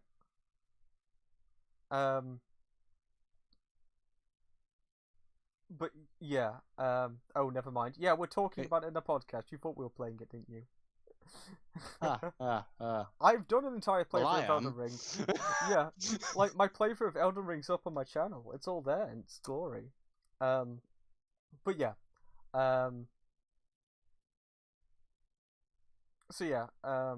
Elden Ring talking. Yes. We're up to Limgrave. We love Derek. We're talking about Killer the of butterflies. Killer of butterflies, the savior of my life. So yeah, Deathbirds. Yeah, I feel like that he was a boss that they had designed, and then they just sort of plopped him in crowded areas. Which once again, when it comes to bosses like that, I feel like, well, remove the boss, just let me fight the mobs then. It sort of feels like what they did with what was that boss in Dark Souls 2 with the church that was just randomly there? Skeletons, undead. I know what it's called. The Magus and his. The Prowling I forget Magus what and his people are called. the Congregation. That's it. That's it. Yeah. That entire boss just felt like, okay, they had one dude designed as a mage, and then all the other, and then they went, oh god, we just put this in today, and we're releasing the game today. I don't know, put a few mobs in there as well. That's what the Deathbird feels like. Yeah, and it's also in like arguably the worst designed area in that entire game. But that's for a different time. That's for a different time. Yeah. Right. I haven't learned this next boss's moveset. Demi-human. Do they die too quick, or do you just Yes. not fight them? They die too quick. He's at the coastal cave right before you get to the dragon. The demi-human. No, chief. yeah.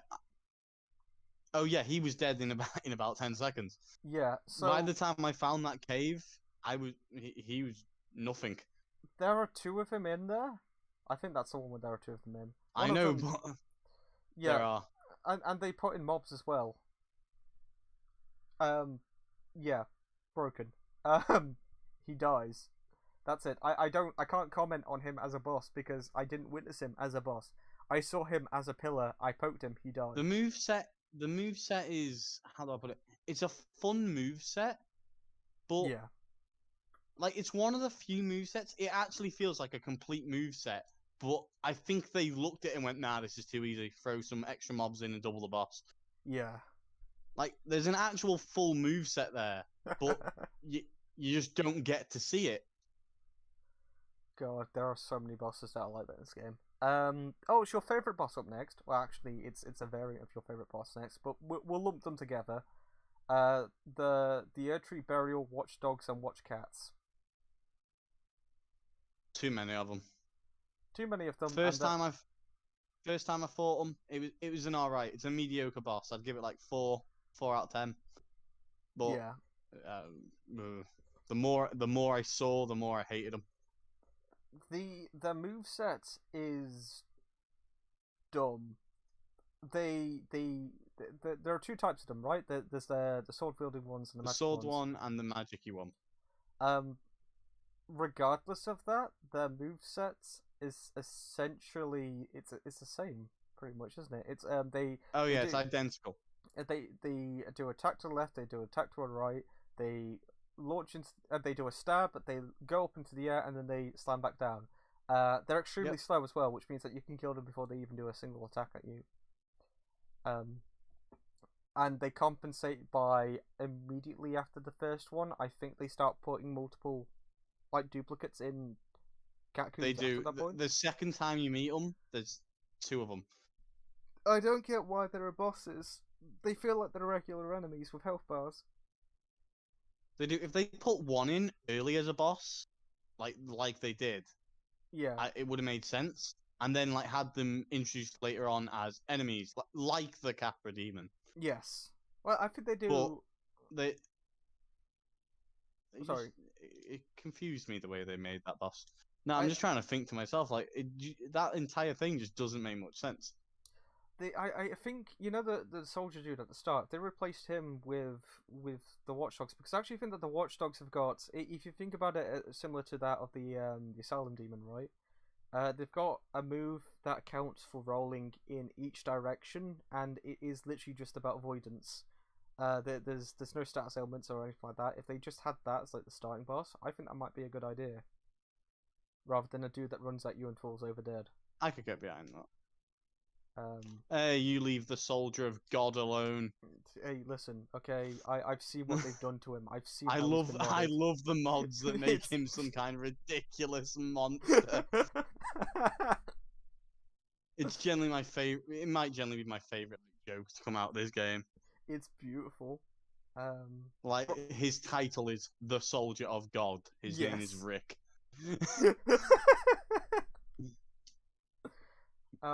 Up next, we've got Flying Demon Agil, which I will say very quickly that when I first encountered him, when I first saw him, I liked him. He has near enough the same moveset as the dragon in not Calamy.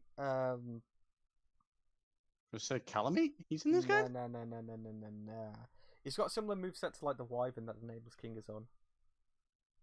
The Storm King. That's it, yeah. It's got a very similar moveset to that. It's obviously lesser because they don't want you to die from the get-go. But I kind of liked the idea that they would do something like a lesser version. Because in the back of my mind, it's like, okay, we're gonna build up from here, right? We're gonna build up from here, right? This is the I like the fact that this is the introductory. Like we're gonna get above and beyond, right? This is gonna be good, right? Anyway, we'll get to it. As a base boss, 5 years later. Okay, as a one-off, if he was a one-off, I like him. I think that's what you can say about the majority of the bosses in this game. If they were a one-off, I'd like it. Yes, but they're not. Oh, you see, you say that. I don't think a lot of the bosses in this game are good at all. I said most of the bosses. I said most. Oh, okay, yes. There are a few exceptions I do have in mind. There's potential. Okay, I'll say that there's potential. With this dragon, I initially when I played the game, I said, "Oh, that was great. If there are more bosses like this in the game, like I think this is gonna be awesome. Good stuff, great. Well telegraphed. His stacks are good." And then I played the game through. Okay, well, we're not even referring to the fact that there are multiple dragons at this point. Let's just refer to the fact that there's a very high chance that this boss will just completely forget you. Which I didn't experience. He just kind of leave sometimes. He lands on a cliff, and I thought he's scaling the cliffs around. This is awesome, and he got stuck there, and he walked away. And then to compensate, the developers didn't think, oh, well, we're going to have the boss fly back to the arena afterwards. No. They despawned them in front of your very eyes and respawned them in. They do that with a lot of the bosses. Yes. It's fucking stupid. In fact, I'm going to say most of the bosses they do that with. Most of the bosses that aren't a part of the Legacy Dungeons can, if they walk off it too far in one direction. And that's right, I said if they walk off in too far in one direction, not the player, they will just go, oh, well, I'm going to despawn and go back. Thankfully, the health keeps, because if the boss just reset, I probably would have stopped playing this game, I'll be honest with you. Completely honest, I would have stopped as well. Yeah. The amount of Knights Cavalry that... Imagine fighting the Knights Cavalry like that. Because they disappear all the time. Uh, I can't think of a single fight I've the Knights Cavalry where they haven't disappeared on me. We'll talk about them and how beautiful their poise is. That's completely existent. We won't talk about Godric yet. Do we want to talk about the Grafted Scion? Technically, the Grafted Scion is just a regular enemy in Stormveil. No, we'll leave that for Stormveil. We'll leave that for when we talk about Stormveil shortly. Yeah, we'll leave Stormveil. Grave Warden Duelist. Forgot about this guy actually. I like the Duelist. I think it is a very fair, tough fight for any build. I like him, but I don't like his placement in the side tomb. No, yeah, it does not. Altus. Him being in there does not make sense. The fact that he's the dark version of him, yeah, I know that's the puzzle of the thing, but yeah, I don't get that. But yeah, in terms of like Murkwater, like the first place you fight him, I liked him quite a bit. His swings are wide, so they're easily telegraphed. I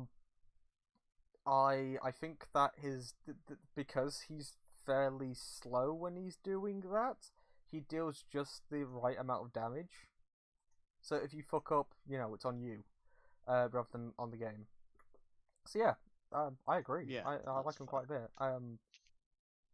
I did forget he was in the game, which probably says something about me. But there are only 2 versions, so that might be why. Oh, here's an interesting one. Really? This is a boss? Okay. What?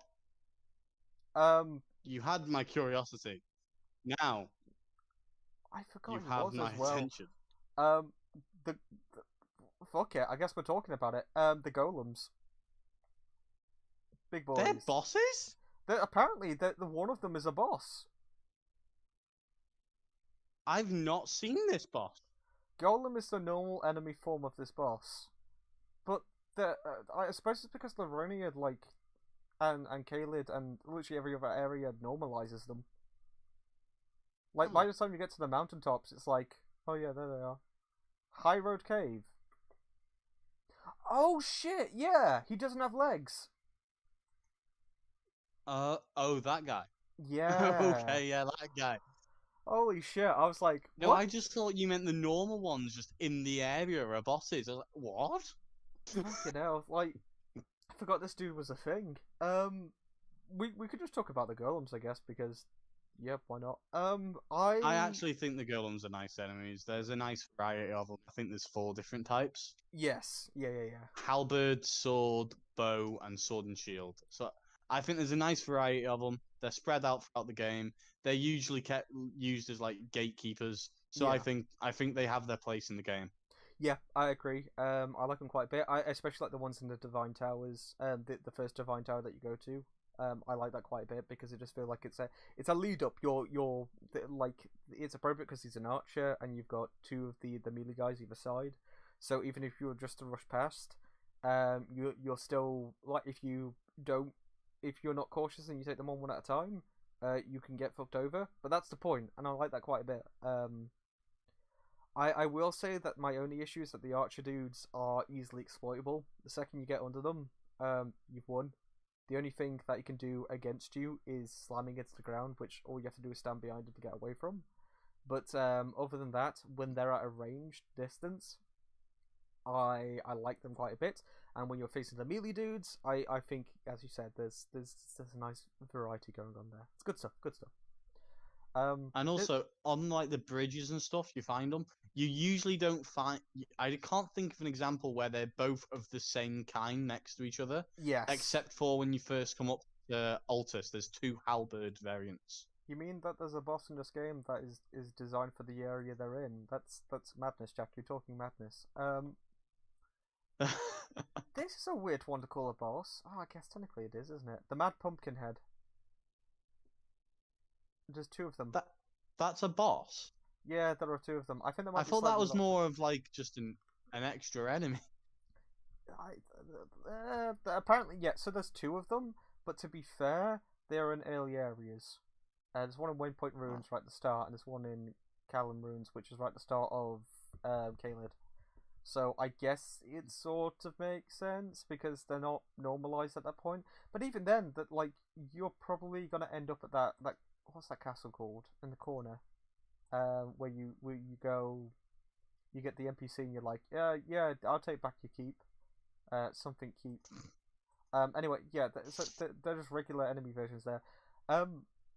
I think they're fine. If anything, they sort of address what the issues I had with the turtles in Dark Souls 2, where there wasn't an advisable way to go about the turtles in Dark Souls 2. Here with these guys, Nope, you just have to hope they don't drop on you. Yeah, here with these guys, I felt like that because it was only their heads that were invulnerable, and the fact that they kept charging forward with their heads first, it meant that there was a good enough challenge to get around them in order to deal the damage. So yeah, I like them quite a bit. Yeah. Knights Cavalry. Who come next? I enjoy them, but they need to stop walking away, despawning, and going back. I think that the Tree Sentinels completely undermine the existence of the Knights Cavalry, and the Knights Cavalry completely undermine the existence of the Tree Sentinels. Granted, one has the Knights Cavalry has more of a varied like equip set, I guess, like because you have some with maces, some with lances and whatnot. But I think that one, they are too similar. There should not be either like cut them down in half or only have one of each. But we'll get to that when we get to Altus Plateau as well with the random Tree Sentinels on the path. But yeah, I like them as well. I think that these are one of the few types of optional bosses that I am fine with, if only because they're hard. They're not hard to find necessarily. They're located well, I guess, and in such an area that works for their bosses. So they're always along bridges or highway roads and stuff like that, which means that if you're on horseback and you just find them, the arena's already set. It's not like it's an inconvenience or anything like that. I think their poise is a bit fucked on their side because they can be knocked off their horse really easily. But other than that, yeah, I don't really have too much to say about them. It might have been nice if their horse could do an attack as well, but it doesn't really. It can do one where the standard horse attack in every video game where it like rears its legs and kicks, but that's it. Yeah. I don't think there's any point talking about Patches as a boss. We can talk about him as an NPC. Yeah, he goes down in seconds anyway, usually. Yeah, and so does the Soldier of Godric. No, he doesn't. No, because he is the Soldier of God, of course. Okay, here's a boss that reoccurs throughout the mines that I don't like. Crystallians. No, silly. The Stone Digger Trolls that exist to break your weapons and nothing else. Yeah, I don't like them. I don't understand why these dudes are here. Like, I think magic is the way to go. I'm pretty sure like Holy and Magic get them, but like if you're a melee build, you are risking the weapon you're holding in your hand to even try and attack this dude. Also they spam a lot. Good stuff. It's like Camelot, but for spam. It's true, and they like spam there, and big noses. This is more of a joke boss coming up next. To be a Marina. I don't really understand the point of this boss. He teleports, he splashes you, and he calls enemies. Yeah, I've never had trouble with them. They go down easily as well. They can be critically attacked as well. Their poise isn't a lot, which means that the fight can last like 2 minutes to like 30 seconds. I think I actually didn't know you could break that poise. You can, if you got a heavy weapon, it goes down pretty easily. I think the hardest thing about this boss is actually just keeping up with it because he teleports miles away. To the point where if you actually go after where he's teleported, by the time you get there, he could reset. But yeah. Tree Sentinels. What do you think about them? Depends on the variant. The draconic one is awful. I actually hate it. Yeah. It again, I said this earlier, it reads your inputs. There's no other way to put it, because it doesn't wait until you've drank or you've pulled your flask out. Yeah. The moment you press that button, it will fire a fireball. It's fucked. The base Tree Sentinel that's there the second you enter Limgrave, I'm fine with. I think my only issue is that by the time I don't mind that.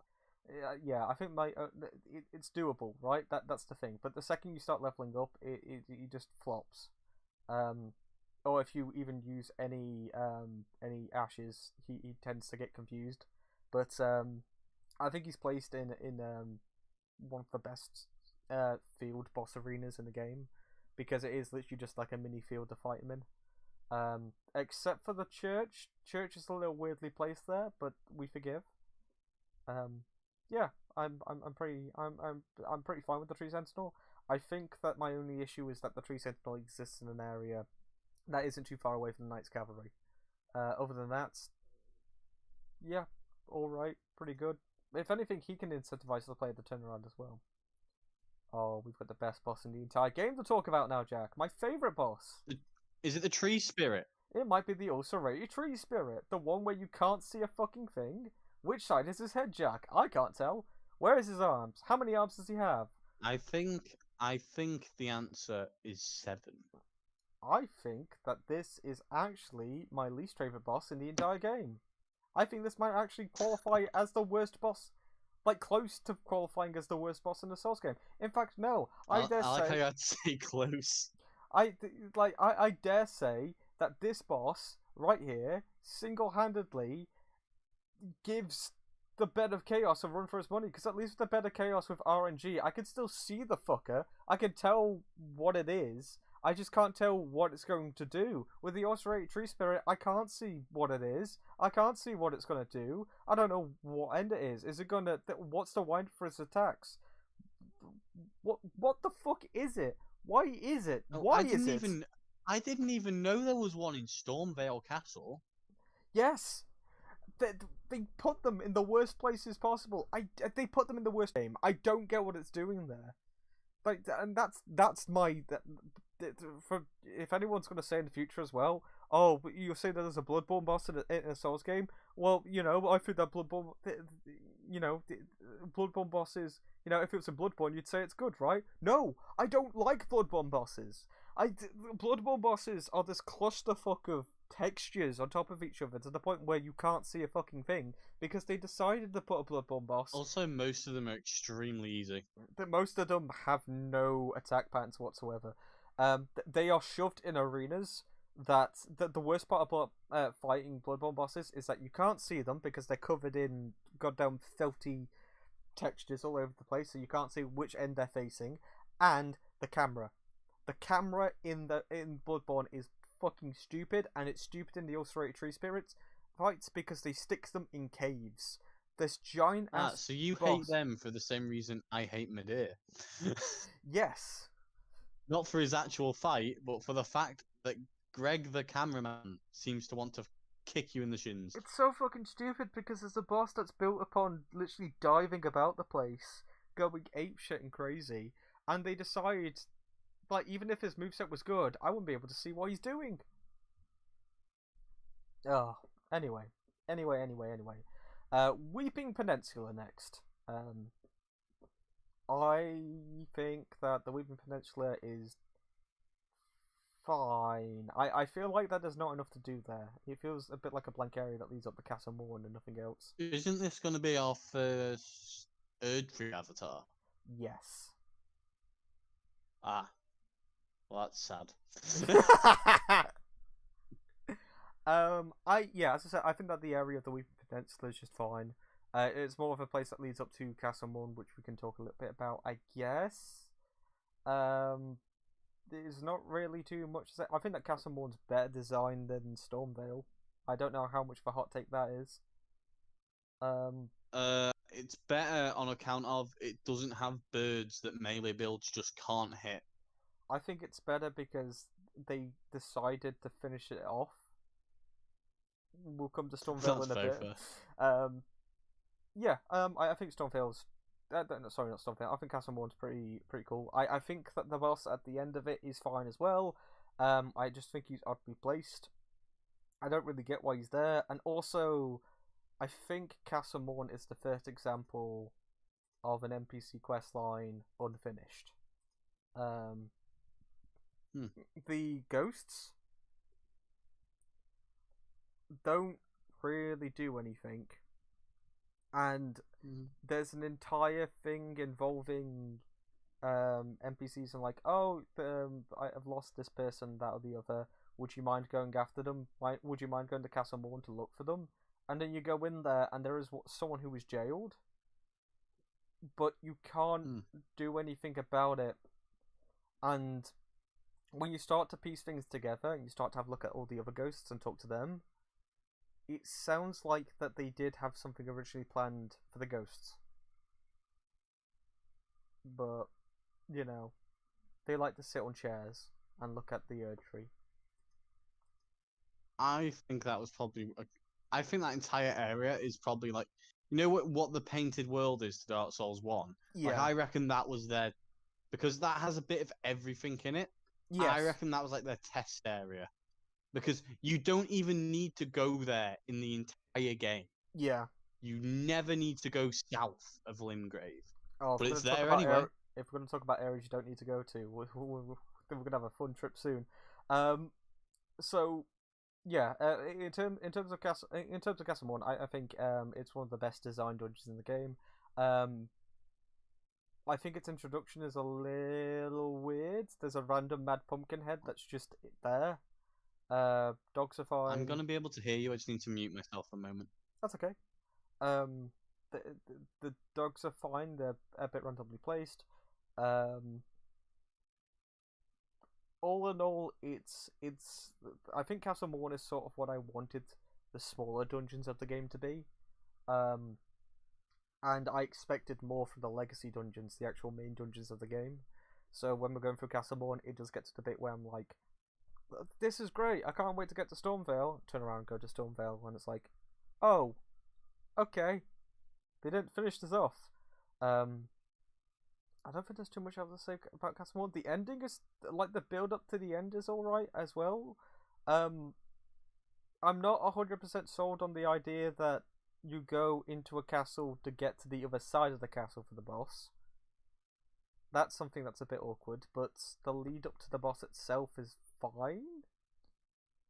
I just think that the boss doesn't match the area you're in, if that makes sense. In terms of the rest of the Weeping Peninsula, it exists primarily for the player to discover, like, the churches. What else is there in the Weeping Peninsula? See, this is the thing. There's not a lot there.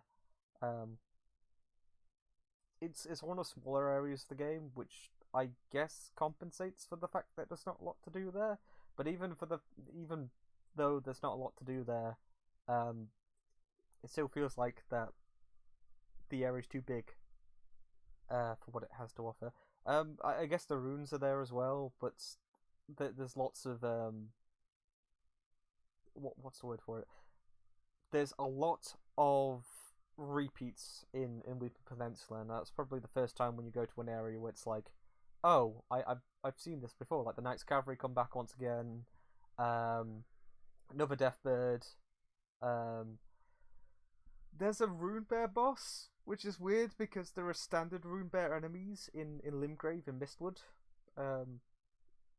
I think that's probably a good place to open up the topic of compensation for the player, like trying for the developers and the way the game was designed, for people to try for the people who made the game to compensate for where the player will go to start off with. Because I think that Dark Souls is really great at this. The idea that when you start the game, you can go to the catacombs. If you've got the master key, you can go down to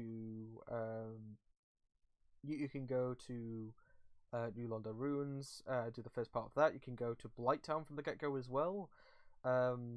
Yes, the skill level is different, but it's not impossible, and I think that's the main thing. They compensate really well with the player being able to tackle any area, any starting area in Dark Souls at any pace they want to. It's more to do with like it's more to do with like how comfortable the player is to match that skill level at that point.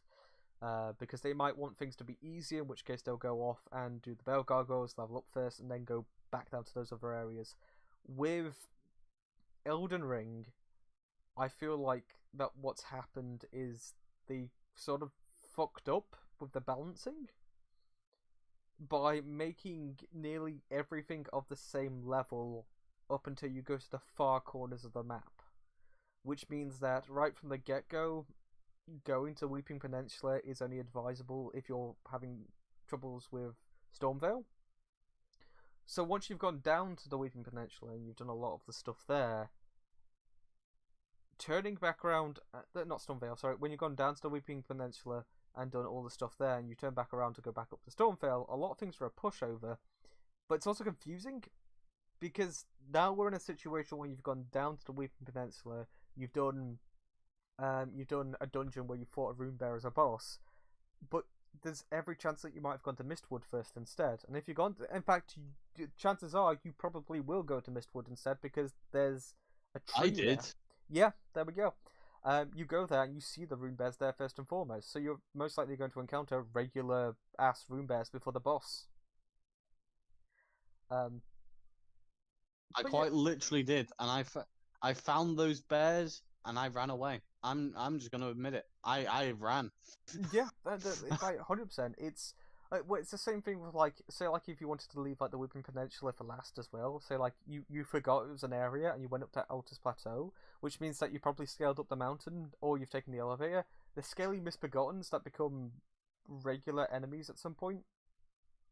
There are bosses in the Weeping Peninsula that are the scaly misbegottens. It doesn't account for it. The balancing is ruined as a result.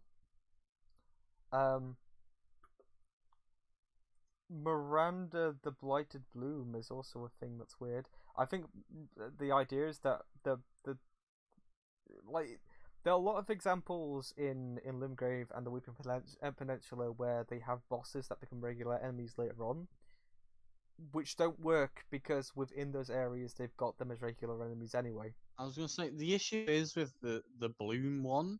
There's literally one of those to the right of the tutorial area when you come outside in 100%. Limgrave. Like no, you literally turn right and it's down the road. It's there. Like, yeah. I don't. It doesn't make I any. don't know what to tell you. It's I sort of get what they were trying to do. Once again, like balancing and all that jazz, but they fucked it up as a result because instead of trying to route the player in a direction, go, oh, this area's a little bit easier, so we're gonna route the player to go through this area first. A bit like with what they do with Dark Souls. Even though you can go off in any area to start off with, there is an easy route to go through to begin with if you're having trouble with the other ones. The difference is the other areas are still fair. So if you're having trouble with the start of Dark Souls, like going to the catacombs first or something like that, you can't say that your experience there wasn't fair because everything's direct. It's in your face. You can read everything. It all makes sense. With this game, I kind of feel like that you get it's very easy if you haven't played this game before to get lost at the start and just go like, I have no idea where the fuck I'm meant to be going. I'm just going to follow the Sights of Grace. Oh, too difficult, so I'm going to turn around. And then when you look behind you, you go, well, do I go to Caelid? Or do I go there? And it's clear that the game does not want you to go to Caelid first, but there's no reason not to.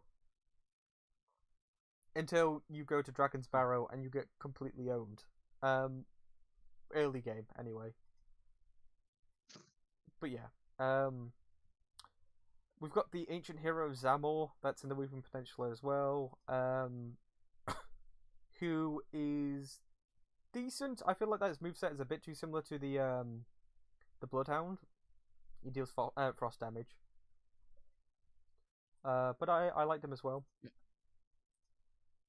Yeah, he's like literally right on the entrance of the Weeping Peninsula. Like, I'm pretty sure he's as close to Limgrave without being in Limgrave as possible. Yeah. Like, I'm very sure he's in the Evergowers, and he's like just before the cliffs where you go onto the Weeping Peninsula. Yeah. At least I believe he is. Could I be wrong? Yes. Do I want to be? Right. No. Do not be the wrong Jack. No, I think you're right. We've got the Cemetery Shades, which are the most useless. They are the pinwheels of this game, I feel. Wait, they're bosses? Yeah. Yeah, there's a cemetery. No.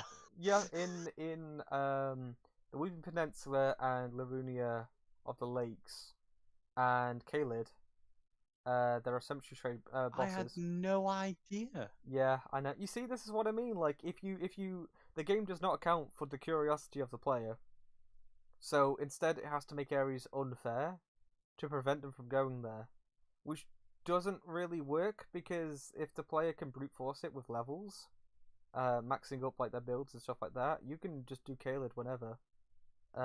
Which means that if you go to Caelid, a lot of the enemies there will be regular. A lot of the bosses will be regular at that point. Yeah, I was gonna say I usually just go to Caelid first now because it has the better loot. Yeah, put it this way as well. There's every chance that a player will encounter a putrid tree spirit, a putrid tree avatar rather, before they encounter a regular. That's a possibility. I actually did. Yeah, there we go. There's only... did. Like, there's not even anything else. We could talk about Leonine Misbegotten as the boss at the end of Castle Morn real quick. I actually quite liked him as a boss. Same. I think that is at the same time, weird. I feel like that's what I was about to say. I feel like, again, this is what I said before. I feel like that entire area is what the Peninsula is to Dark Souls 1. Yeah. I feel like that is probably the first place they made because it has everything in there. It's even got like a little poison area, which, you know, why would that be in there if not to see if it worked? Yeah, 100%. I remember actually catching myself saying when I was playing through Elden Ring on stream recently, and went, you know what? There's not an area in this game that's at all like the Painted Worlds, where you get whisked off to some like obscure like creative land where the developers can go crazy. There's nothing like that here, which is a bit of a shame because then that means that. I mean, I'm not going to say that like world design is bad in this game or anything like that. I don't believe that. I think it's lackluster, but I don't think it's bad. I mean, you can if you want. I'm not going to stop you. I don't think there's enough about this world that I objectively disagree with that makes it bad. I think there's a lot of it that makes it mediocre. But we can get to that when we get to Laronia in the next part, because I've got a lot of weird things to say about Laronia. Even though it's one of my favourite places in the game, there is... Yeah, we'll get to it. And it's something that's copied forward from Laronia, unfortunately, so it becomes a trend. What else is there? Oh, we could talk about the Erdtree Avatar now, actually. I think that's the last thing about these areas before we talk about Stormveil. It is an Erdtree Avatar. It is one of many. It is one of many. It's got, I want to say, 5 basic movesets. 5 basic moves, combos. Swing to the left, swing to the right, slam. Slam, stab. Thing goes into the ground and gets out magical projectiles. I'm just going to say this now to get this out of the way. FromSoft have a fetish with wanting to add either swords to magic or monster type bosses, or magic attacks to sword bosses. Like, they can't let a boss work on its own. So when you go up against something like the Erdtree Avatar and you look at it and go, oh, okay, he could use his roots to attack us or something like that, or he could slam into us. using the big staff he gets. And then halfway through the fight, he just goes, "I'm going to start using magic projectiles at you." It's like, why do you have that? What does that add to anything? Like, that just makes me run around you fine, but your moveset was fine without it. It's like, no. We need all of the beast bosses to have a sword, and all of the sword bosses to have magic attacks in this game. But why? But yeah, we may never know. True. I think that the Erdtree Avatar, once again, as we said before, as a boss by itself, it's fine. I guess that brings us. I don't know what else to say about it. That's just fair.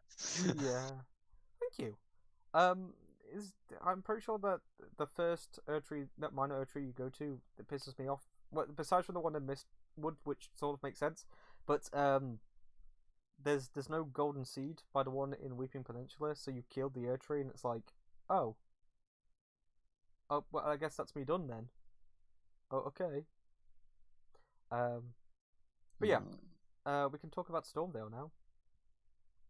What did you think about Stormveil? Who designed that place? Someone who was in a rush. Because it looks really nice from the outside. But the way it all connects makes no sense. I like the lead up to Stormveil. I like the idea of it being a fort, and there's a bunch of people that are like posted outside, and in the way they're posted, it's very Demon Souls in my mind, because that's how a lot of Demon Souls is laid out. But the second you get into it, we'll talk about the boss in a second, but the second you get into it, the actual layout of the area is not there. It's hollow. It's like opening up like the old like Playmobil like castle sets. A really weird example. But you I never had them, but I know of them. They're just hollow inside. There's nothing there. It's just like a case. That's how Stormveil feels. It's like they've got the set dressing, but the second you go inside, it's like a hollow cake. That's what it is. They've got the outside of a cake, and then the second you go inside, they've just hollowed it out. You walk in, and it's like, oh. I think you realise how angry I would be if someone handed me a hollow cake. Listen, Jack. I think I'd actually have to fight someone.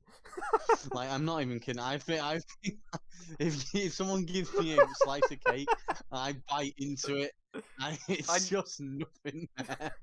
Like it's like missing a step with your foot, but your teeth just clamp down.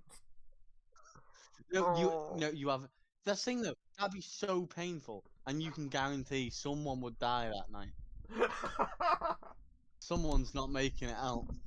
Well, now you know how I feel about Stormveil. That's pretty much it, right? Because you walk into there and it's like, okay, we're gonna go up to this big boss, and it's like, okay, just go to the boss then. What? Yeah, he's right there. Just go to him. Wait, what? Yeah, just walk to him. He's right over there. He's there, in a straight line. Yeah, he's right there. Go, do it. Do the boss. But don't you want me to, like, I don't know, unlock some shortcuts?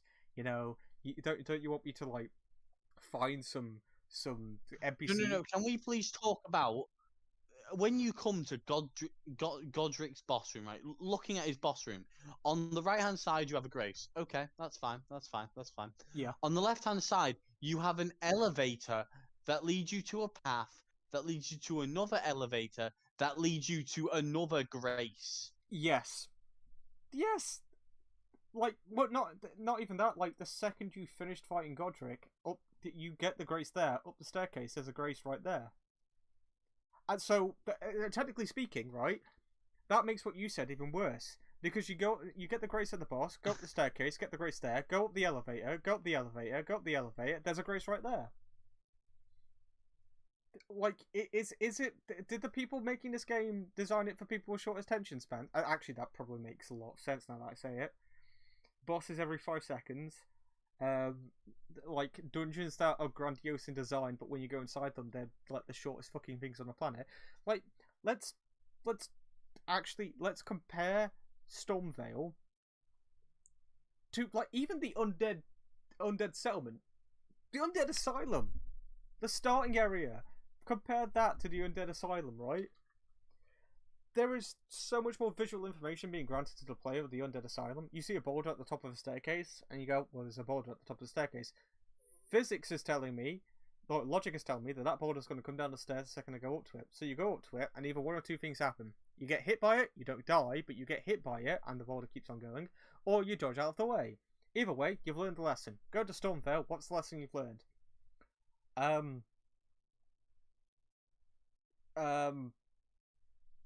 Sharp objects. There's a lot of fire when you get outside. The sun. And the movie Birds is it's much more relatable now. I relate to that movie. I understand. It is. I'll say this at the very least. Like once you're through. Actually, that's actually a negative, isn't it? Because once you're through the area, there's no incentive to go back or do anything. Mm-hmm. Oh my god. Well, yeah, there is no reason to ever go back to Stormveil unless you missed the Claw Talisman or something like that. Yeah. Yeah, so basically, the whole point of Stormveil is pretty much just to get from A to B. It feels like it's designed for people who are starting off in Souls games going, I did it! Pat myself on your back! Yes, but was there any skill involved? There's was it, Big Hat Logan ripoff standing in the church there, who doesn't really do anything. I think he helps you in the fight later on. I guess we could talk about the bosses now. So, right then. Let's talk about Margit. I think that Margit's one of the best bosses in the game. I think that it's really awkward that he's placed so early on, actually, because if you would have put him towards the end, I would have and boosted his health slightly. I would have probably have liked him as one of the end game bosses. And that way I could have. The thing is, when I encountered him. That's practically what I thought. I kind of thought to myself, this feels like a mid to late game boss, and they've just put it here for no reason other than to make people explore. I really thought that like, well, to be fair, because the first time I played this game, the first time a lot of people played this game, they didn't know the size of the map. So when I was exploring it, I thought I didn't. Oh. I thought Limgrave, Castle Mournhold, and the Liurnia were going to be all of it. Yeah, but I didn't even know that Liurnia was a thing because I didn't know that the shortcut existed the first time I played the game. So when I was playing through it, I was like, okay, so once I get through Stormveil, it's probably going to be this giant dungeon going through. Generally, in the back of my mind, when I thought about Stormveil, in my mind, I thought, okay, you enter Stormveil and it's probably going to be this really big intricate. I'm thinking like Blighttown levels of like intricacy. I was thinking like, oh, there's going to be layers to this castle. I'm going to have to fight away through it. Not that I would have to walk into Stormveil Castle and then go, oh, well, there's the courtyard. Oh, well, there's the exit. Like that's it. Like Liurnia feels great when you first see it. We'll talk about that in the next part. But when you get to Liurnia, it really does feel like you're staring at like, oh, I've just done all of that and there's more. That, like, don't get me wrong, first time around, awesome. Second time around, I'm there looking at it going, this looks beautiful, and like the vista is rewarded off alone, but I am fucking exhausted now. Like, and all I did was walk through a castle gate and an exit through the back end of a castle gate. Like, there's not even like, oh, okay. You're forgetting the grape you get to keep it. Anyway, Margit. I like how think about it. That's the only loot back there. You get through that entire castle. He goes, "Well done. You've just beaten a demigod." Do you know what you get for that? And you're like, "Oh my god, what do I get?" Grape. You get to give a grape to a blind woman. Yeah, that's it. Or you can feed her eyeballs. It's true. Eyes. There are two people in this world. One that feeds grapes, one that feeds eyeballs. My god, we know what the Elden Ring is now. The meaning, it all makes sense.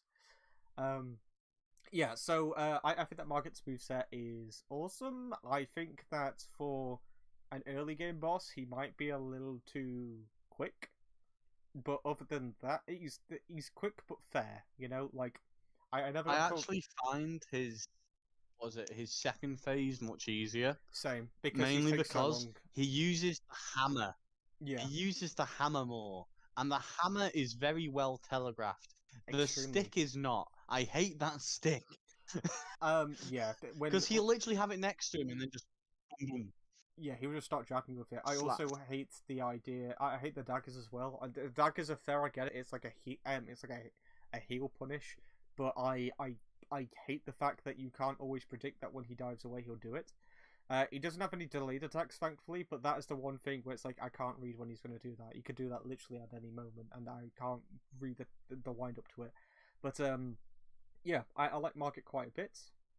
Next boss onwards, Godric the Grafted. I'd say he's so much easier than Margit, Yes. right? Margit took me about 12 attempts, which is the most any first boss in any Souls game has ever taken me. Yeah. Godric was a first try. Yeah, absolutely. Godric. I think it's because Godric's attacks go on for 5 hours. That if he does like his roll attack For or a something like that. spectacle, though, like he's what I'd expect out of the first demigod. It's a spectacle. That's going to be a running trend actually, because this yeah, Rykard, we'll get to that. The actual like the visual of it, I think the voice acting for Godric is fucking beautiful as well. Tarnished. Yeah, I like the moveset a lot. His roll, his jump, even like the weird shit he does with the dragon, like it's metal as fuck. I love it, but I do think that the issue he has is that his attacks go from one speed to another way too like varied. Does that make sense? Like you can either like spam, like if you get in the way of a combo, which is rare, but if you get punished and you get in the way of a combo, he can kill you right then there. Or if you step to the side, he will be punished by having half of his health bar ripped off because he's too busy trying to fight nothing. This is what I said before about the difference between a boss reacting to the player and just performing combos. This is a boss that performs combos. He will do a series of attacks depending on your distance, but those attacks will never be in relation to where you are necessarily. So he's really easy to punish as a result. The weird NPC that's knocking just about. walk backwards, he always does the same 2 attacks. Yeah. He either throws fire at you or he rolls and jumps. Those are his only 2 ranged attacks. Yeah. And because of that, he's the easiest boss in the game to beat. Yeah. The easiest main boss in the game to beat, yeah. So we could talk about. Oh yeah, when I say well, yeah, because then we'd have to include like crystallines and stuff. Yeah.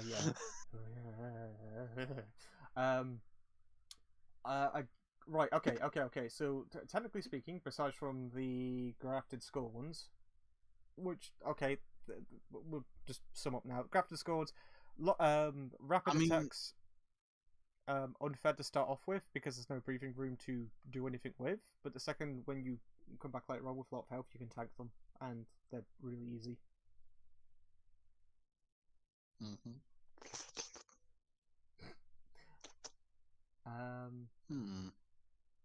Right, we get to do something fun now, Jack. To round this off. What do we get? I am going to name, and we are going to talk about all of the NPCs in Limgrave, Weeping, Peninsula, and Stormveil. But do not fret. Some of them we'll talk about in more detail as we go on. So this is more of like a summary. I was going to say, I don't know the names, but I know I've interacted with each of them. Ding, so ding, ding, that's ding. okay. Welcome to our latest edition of NPC Roundup. Right, let's do this. First and foremost, we have Var. Do you know Var? Var, yeah. He said I got no bitches. He did, and I felt like that he was going to have a way bigger impact on the narrative than he actually did. So did I. He felt like the kind of person that would follow you about, and technically speaking, he does. He appears in 3 locations in the game. He appears right in Stormveil. He appears in the Round Table, and then he appears in Journey in the Church. Oh, that's it. Yeah. And each time whenever you talk to him, he basically just goes, "Well done, Tarnished," and you just No, wait. They've actually fixed his quest line, by the way. Yeah. As of patch 1.6, you no longer need to invade people. If you go to his south on a little like building plateau, there's an AI you can invade to complete his quest. So now his quest is completable offline. Awesome, good stuff. Yeah. Yeah. So yeah, we'll talk a little bit more about them, I guess, when we refer to things like. We'll come back to NPCs that we want to talk about. If we don't focus on them, then that's fine. We can talk about Kale and the Merchants now. I like the idea that Kale is a character who knows a bit about everyone. I don't like the fact that that's never explained. He drinks and he knows things. What can I say? That's you're not too far off there. He knows Blythe. That's not explained. Yeah, that's pretty much it. The other merchants have a little bit of a character to them. I don't really like the character is just, hey, do you want to buy something? Okay, okay, buy then. That's it. Millennia, who is probably one of the most important characters of the game and only appears a total of... She appears 4 times. Yes. Or rather, she appears... If you don't summon her. Yeah. And you can summon her for Morgoth's fight. Yeah. And they can be summed up in like sentences pretty much. She appears to tell you to form a contract with you. She appears to give you Torrent and tell you about the Round Table. She then points out Stormveil, talks about Altus, and then says goodbye to you at Altus, and then comes back. And then once she realizes the door's locked, goes, "You need help?" Yeah. And then which doesn't make sense because she guides you there knowing that the door's locked. She knows the door is locked. Yeah. But I suppose it's good she did it in that order because otherwise, after you burn the Erd Tree, you'd be fighting Morgoth and Godfrey at the same time. Yeah. Because they'd both be there waiting for you. It's a bit. She's a character that I feel like that they wrote, but they forgot to finish. Especially like when you consider like the Frenzy Flamed ending, there seems to be more to her, but we never really discover that, or at least it's not obvious. Right. Bock is up next. Remember Bock? Yeah, they made him easier to find by extending his range, and they've put an item on the floor in front of him. It's just a crafting item, but they've made, like one of the larger visible little dots. Yeah. Things. They've made his range larger, and they've put that there on purpose so people go over, pick it up, and find him. Because on my first character, never found him. Yeah. I kind of thought that Bock was going to have a quest line. He doesn't really have one. He just follows you about for a bit afterwards. I think the last time you have to help him with the dudes in the cave, though. You know those twin beast dudes? Yeah. Yeah, you help him with them, but that's it from memory. But I think he follows you to Altus, and that's the last place you see him. That's about it. Well, that implies he dies, I suppose, when you light the tree on fire. Oh, that's for the best. Probably. Poor guy. Selene, I like Selene. I think she's too good a character to be dedicated to a specific class. She's the witch that hides in the in one of the caves in Limgrave. Something that's a bit weird about her character though is the fact that you can see her in 2 locations. You can see her there, or she's chained up in Caelid. And it's weird to find her in Caelid because she's still fine elsewhere. And they haven't patched that yet. But yeah, maybe there's just 2 of her. maybe a questline interacts with what's his name, sorcerer dude that we'll talk about later on. Yeah, she's pretty cool. I like her. I just kind of wish that like they didn't get a quest line down specifically for magic, but it's good stuff. Ghost Stock. Do you like Ghost Stock?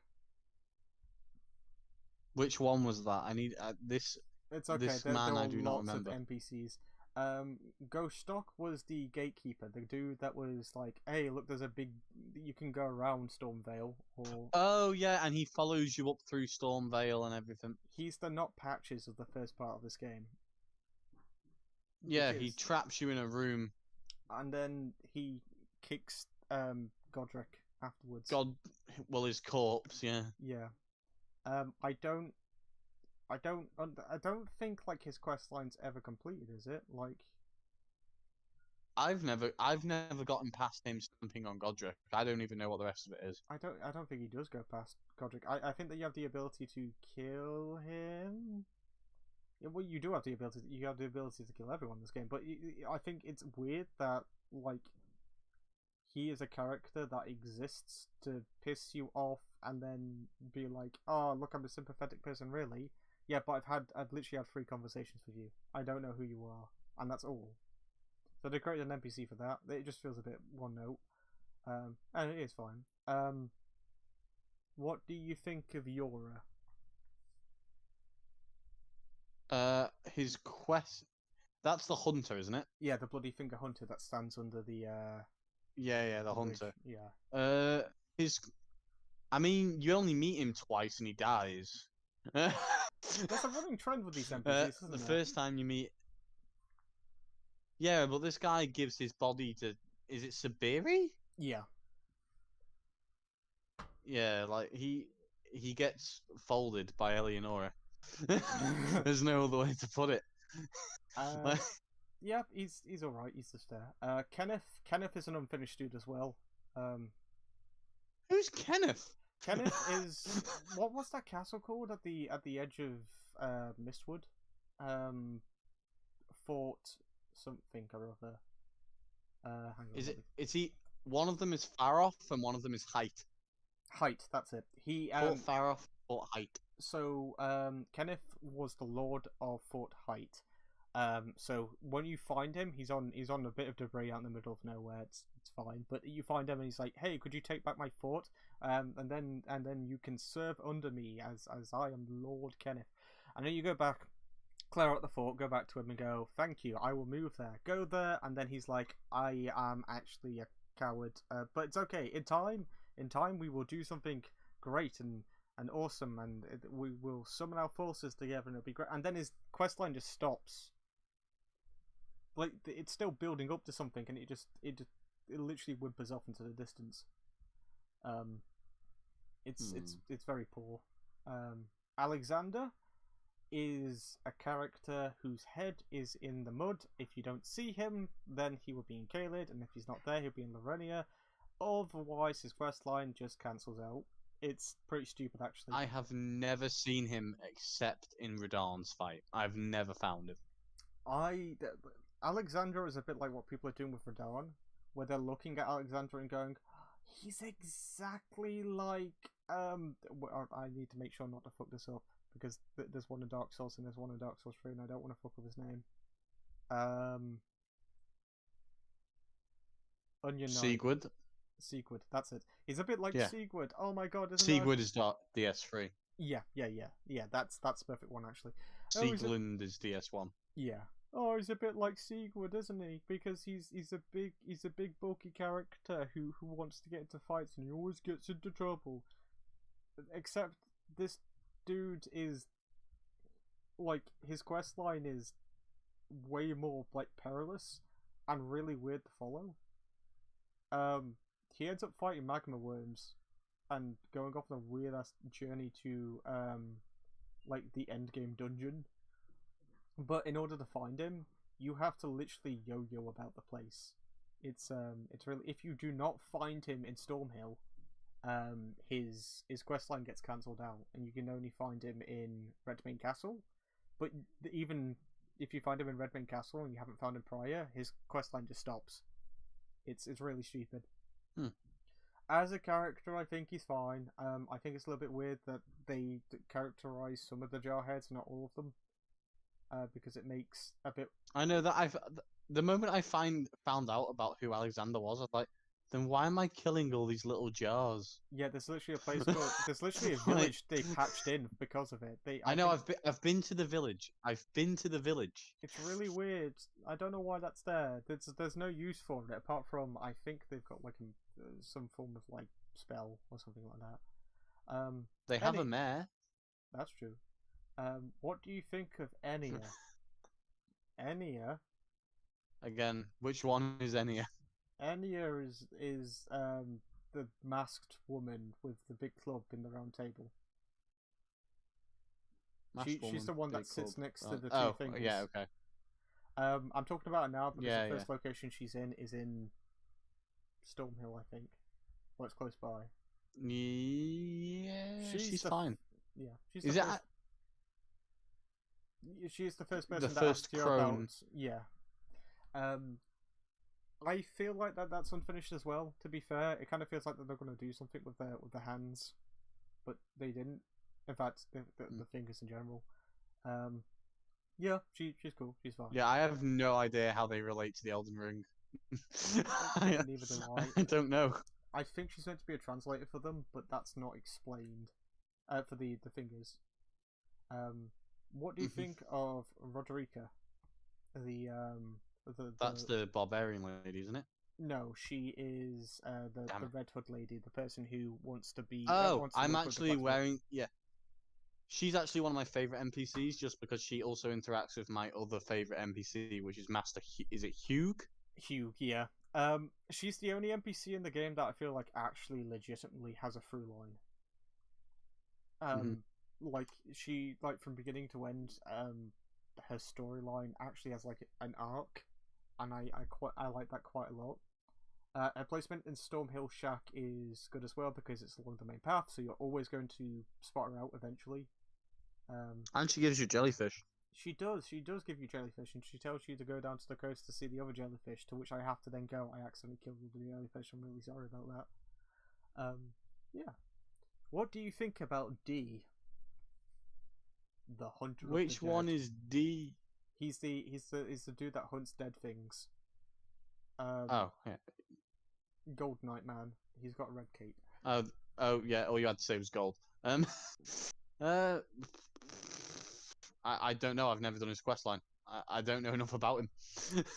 His questline crosses over with. We'll talk a bit about one of the characters in the round table later on. Like tomorrow rather. He's basically the assassinate other NPCs questline.